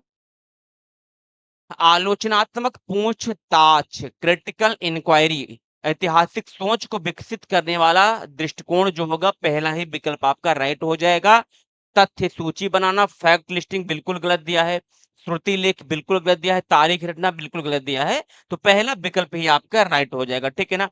नेक्स्ट क्वेश्चन देखेंगे, क्वेश्चन नंबर 23, इतिहास के माध्यम से सहानुभूति, सहानुभूति का मतलब क्या हो जाएगा? एम्पैथी कैसे विकसित की जा सकती है? बताओ बेटा। हम लोग इतिहास के माध्यम से कैसे सहानुभूति डेवलप करेंगे? बताओ। सामान्य लोगों के जीवन के बारे में पढ़कर, तथ्यों को रटकर, तारीखें याद करके, नक्शा अभ्यास, मैप प्रैक्टिस, क्या दिया है? जल्दी से बताएंगे आप सभी। चलो देखते हैं। फिलहाल आज के सेशन में हम बहुत ही बेहतरीन क्वेश्चन लेकर के आए थे और आपने भी लगातार, मयूरी जैसे हमारे साथ जुड़े हैं, संगीता, शोक, मयूरी और हमारे डायरेक्टर हेड सीईओ जो है कोचिंग के सोम सर, बाहर रहते हुए भी हम लोग का मूल्यांकन करते रहते हैं, क्लासेस कैसे चल रही हैं, अध्यापक कैसे काम कर रहे हैं और बच्चे कैसे लाइव में क्या चीजें बेहतर तरीके कंटेंट पा रहे हैं कि नहीं, सब कुछ मूल्यांकन करते रहते हैं हमारे सोम सर जो हैं। चलिए बहुत ही बढ़िया। यहाँ पर जो आंसर होगा क्वेश्चन नंबर 23 का बेटा, सामान्य लोगों के जीवन के बारे में पढ़कर ही बेहतर की जा सकती है। क्वेश्चन नंबर 23 का जो आंसर होगा वो पहला ही विकल्प जो है आपका राइट ऑप्शन हो जाएगा, ठीक है ना? बहुत ही बढ़िया बच्चों। क्वेश्चन नंबर नेक्स्ट हम लोग देख सकते हैं, why should local history be thought in class? कक्षा में स्थानीय इतिहास क्यों पढ़ाया जाना चाहिए? जल्दी से बताएंगे। प्रासंगिकता, बढ़ाता है, दिखने में आसान, कम सामग्री, राष्ट्रीय पाठ्यक्रम से बचना। आंसर क्या होगा? फिलहाल बहुत आसान सा कह सकते हैं क्वेश्चन लेके आए हैं। धीरे-धीरे आपका जो लेवल है हम उसको आगे लेके चलेंगे। क्वेश्चन का जो स्तर है उसको थोड़ा-सा हाई करते हुए चलेंगे, ठीक है ना? जल्दी से बताएँ बच्चों क्या होगा आंसर? क्या होगा? प्रासंगिकता बढ़ाता है, ठीक है ना? पहला ही विकल्प आपका राइट हो जाएगा। कक्षा में स्थानीय इतिहास क्यों पढ़ाया जाता है बेटा? एनहांस रिलेवेंस हो जाएगा, ठीक है? प्रासंगिकता बढ़ाता है, ये पहला ही विकल्प आपका राइट हो जाएगा। और आज के सेशन का अंतिम क्वेश्चन देख सकते हैं और इस अंतिम क्वेश्चन को देखते हैं कि कौन जो है बेहतर तरीके से आंसर बता सकता है भाई। इतिहास में प्रभावी मूल्यांकन विधि कौन-सी है? Which is an effective assignment method in history? Assessment sorry method in history बेटा जल्दी से बताएंगे। समय रेखा बनाना, timeline creation, true false only केवल सही गलत, तारीख का श्रुति लेखन, डेट डिटेक्शन, तथ्य जांच, फैक्ट चेकिंग। क्या होगा आंसर बेटा? इतिहास में कैसे हम लोग प्रभावी कर सकते हैं अपने असेसमेंट को लेकर के? चलो जल्दी से बताएं। आसान सा क्वेश्चन है, क्वेश्चन नंबर जो 25 है। मैंने आपको पहले भी बताया था इतिहास में सारी चीजें बेहतर कैसे होंगी? समय रेखा बनाना होगा, ठीक है? टाइमलाइन क्रिएशन यानी कि यदि हम टाइमलाइन के माध्यम से यदि हम बेहतर से बेहतर अपनी कॉपी में लिख रहे हैं तो आपका जो मूल्यांकन होगा बहुत ही बढ़िया होगा। आपका रिजल्ट क्या होगा? बेहतर से बेहतर आपका रिजल्ट आएगा, ठीक है ना? जैसे कोई भी इतिहास में बिंदु आया, जैसे आया महात्मा गौतम बुद्ध के विषय में आप लोग बताइए। एक जो है डायग्राम के माध्यम से हम लोग बताएं कि महात्मा गौतम बुद्ध का जन्म कब हुआ, पिता का नाम क्या है, माता का नाम क्या है, मृत्यु क्या है। इस तरीके से अपनी कॉपी में लिखेंगे, टाइमलाइन के अकॉर्डिंग लिखेंगे, तो बहुत ही बेहतर आपका मूल्यांकन हो जाएगा, ठीक है ना? और बेहतर आपका रिजल्ट आएगा। तो जो है क्वेश्चन नंबर 25 का ये संगीता सुख बहुत ही बढ़िया। आज के सेशन में जितने बच्चे लाइव थे हमारे साथ सभी लोगों ने बहुत ही बेहतर से बेहतर जो है अपने आंसर को कमेंट किया है और हमें लगता है कि हमने जितने भी कमेंट को चेक किया है आज हमें कोई भी कमेंट गलत नहीं मिला है। स्टार्टिंग में जैसे प्रारंभ में जैसे शायद कोई एक क्वेश्चन था उसका एक बच्ची ने गलत कमेंट किया था कि कैसे क्या चीज और आपके लिए हम बेहतर कर सकते हैं। बताओ जल्दी से आप लोग कमेंट के माध्यम से। Thank you Sangeeta ji, thank you भाई, वेलकम है। सर हमारा सब्जेक्ट नहीं है ये, लेकिन देवी सॉरी सीता देवी, लेकिन उसके बाद भी आपने अच्छा स्कोर किया है। आपने अच्छा कमेंट किया है, हाँ, ठीक है ना? बहुत बढ़िया रहा। चलिए, एक बार आप लोग जितने बच्चे लाइव हैं, हमारे साथ जितने भी बच्चे लाइव हैं, कृपया करके आप लोग कमेंट के माध्यम से ये बताएँ हमें कि आप किस परीक्षा की तैयारी कर रहे हैं। अगर आप ये कमेंट करेंगे तो हमें एक एक हमारे अंदर एक अप्रोच डेवलप हो जाएगा कि हम किस लेवल का जो है किस प्रकार का आपको क्वालिटी कंटेंट दें ताकि आप लोग अपने एग्जाम में बेहतर से बेहतर कर सकें। फॉर एग्जांपल जैसे कि मैं यहाँ कमेंट में देख पा रहा हूँ जैसे हमारे साथ मान लीजिए सीता देवी ही जुड़ी हुई है फॉर एग्जांपल, ठीक है ना? जैसे सीता देवी जी ही जुड़ी हुई हैं, तो सीता देवी जी जैसे जुड़े और सारे बच्चे जुड़े हैं, तो आप कमेंट के माध्यम से ये बताइए, जैसे आप जिस एग्ज़ाम के लिए तैयारी करें, जैसे बेटा आप एलटी एग्ज़ाम की तैयारी कर रहे हैं, तो आप कुछ नहीं, सिर्फ़ कमेंट में ये बता दीजिए एलटी ग्रेड, सिर्फ़ इतना। आप जो है अदर एग्ज़ाम की तैयारी कर रही हैं, तो ये बता दीजिए एसएससी या वन डे एग्ज़ाम बता दीजिए। तो इससे हमें ये पता चल जाएगा कि हमारे साथ जो बच्चे जुड़ते हैं लाइव सेशन में, वो किस परीक्षा की तैयारी कर रहे हैं और उसी के अकॉर्डिंग हम जो है आपको कंटेंट लेके आएँगे, ठीक है ना? ताकि और बेहतर से बेहतर आप अपने एग्ज़ाम में कर सकें। जल्दी से आप लोग थम्स अप करके बताएँ बेटा, जो भी बच्चे हमारे साथ लाइव हैं, चलो सीटेट की तैयारी संगीता जी ने बताया है, अशोक जी ने बताया है कि हम सीटेट की तैयारी करते हैं। बहुत ही बढ़िया, बहुत ही बढ़िया, बहुत ही बेहतर। चलो, चलिए और जो बच्चे लाइव हैं बेटा जल्दी से बताओ आप लोग। और जो भी बच्चे लाइव हैं, सीटेट की परीक्षा की तैयारी करती हैं, संगीता जी बहुत ही बढ़िया। एसएसटी संगीता अशोक एसएसटी आपका सब्जेक्ट है, बहुत ही बढ़िया बेहतर। और जो भी बच्चे लाइव हैं बेटा, ओनली सीटेट सीता देवी जी भी कह रही है ओनली सीटेट, चलिए कोई बात नहीं है, बहुत ही बढ़िया। अभी तक हमारे पास जो कमेंट आए बेटा, सभी लोग बता रहे हैं सीटेट, जैसे कि ये भी बता रही है सीटेट। और बच्चे बताएं ताकि नेक्स्ट क्लास से हम वैसे ही लेवल का कंटेंट लेके आएँगे, ठीक है ना? क्योंकि ऑलरेडी हमने जो है सीटेट कई बार जो है क्वालीफाई किया है। हमने बीएड किया है बेटा, ऐसा नहीं है। बीएड भी किया है और एमए जैसे पर स्नातक की डिग्री भी मैंने लिया है जो है डबल सब्जेक्ट से, एंशिएंट हिस्ट्री और पॉलिटिकल साइंस से भी लिया है, ठीक है ना? तो बहुत से चीज़ें बेहतर की जा सकती हैं, ठीक है ना? जल्दी से बताएँ? चलिए, कोई बात नहीं है। तो एक प्रकार से हम कह सकते हैं कि जो भी कमेंट आए हैं, इन कमेंट के आधार पर हमें ऐसा लग रहा है कि हमारे साथ जो भी बच्चे लाइव आते हैं, उसमें से अधिकतर बच्चे सीटेट की तैयारी कर रहे हैं, ठीक है ना? तो चलिए कोई बात नहीं, हम एक स्पेशल जैसे कि बीच-बीच में कुछ आपको ऐसा कंटेंट लेके आएँगे कि जो आपकी सीटेट के लिए रामबाण साबित होगा, ठीक है ना? और अब ये बताइए प्यारे बच्चों आप लोग कि कल के सेशन में आप लोग क्या पढ़ने चाहते हैं? जूही रानी जी थैंक यू, वेलकम, स्वागत, आभार आपका, जो आपने समय दिया बेटा। चलो, अब ये बताइए कि जैसे मैं आपको मंडे से पता है कि मंडे से मतलब सोमवार, मंगलवार, बुधवार 3 दिन मैं आपको संविधान पढ़ाता हूँ ना, तो संविधान में अब आप 3 दिन कैसे क्लास करना चाहते हैं बेटा? जल्दी से बताओ। भाई जब आप लोग बताएँगे ना तो उसी आधार पर हम क्लास चलाएँगे, ताकि हमारे साथ आप लोग लाइव जुड़े ना तो और भी बेहतर मज़ा आएगा, ठीक है? जल्दी से बताएँ बेटा। सोमवार, मंगलवार और बुधवार जो आपका 3 दिन का समय है, ये संविधान दिवस से चलता है, पता है ना? मैं आपको संविधान पढ़ाता हूँ। अब इन 3 दिवस में संविधान में किस लेवल का क्वेश्चन चाहते हैं, प्रैक्टिस चाहते हैं, अगर आप थ्योरी की भी क्लास चाहते हैं, तो थ्योरी में क्या पढ़ना चाहते हैं? थ्योरी में आप लोग क्या पढ़ना चाहते हैं, वही सेम क्लास लेके आएँगे, ठीक है? जो आप कहेंगे उसी अकॉर्डिंग लेके चला च बताएँगे। थ्योरी प्लस पीवाईक्यू चाहते हैं, तो दोनों लेके आएँगे, ठीक है ना? जैसे भी आप चाहते हैं, जो भी चीज़ आप चाहते हैं बच्चों बताएँ? सर मुझे एसएसटी में प्रॉब्लम है। 1 मिनट थोड़ा-सा सर मुझे एसएसटी में प्रॉब्लम है, ठीक है संगीता जी? जैसे मैंने आज क्वेश्चन लेके आए थे, ऐसे ही हम लेके आएँगे क्वेश्चन, ठीक है ना? बीच-बीच में जो है हम थ्योरी की क्लास लेके आएँगे। थ्योरी में जैसे कि सीटेट में ध्यान देंगे, सीटेट में बेटा जो संविधान से क्वेश्चन पूछा जाता है, संविधान से सारे क्वेश्चन लेके चले आएँगे, ठीक है ना? एक महामैराथन करा देंगे संविधान का, ठीक है ना? महामैराथन और इस महामैराथन जैसे आपको लेके चले आएँगे टोटल 100 क्वेश्चन लेके चले आएँगे और इसमें बेहतर से एक्सप्लेन करते हुए सारी चीज़ को हम कंटेंट आपको डिलीवर कर देंगे, ठीक है? और कुछ डाउट बेटा?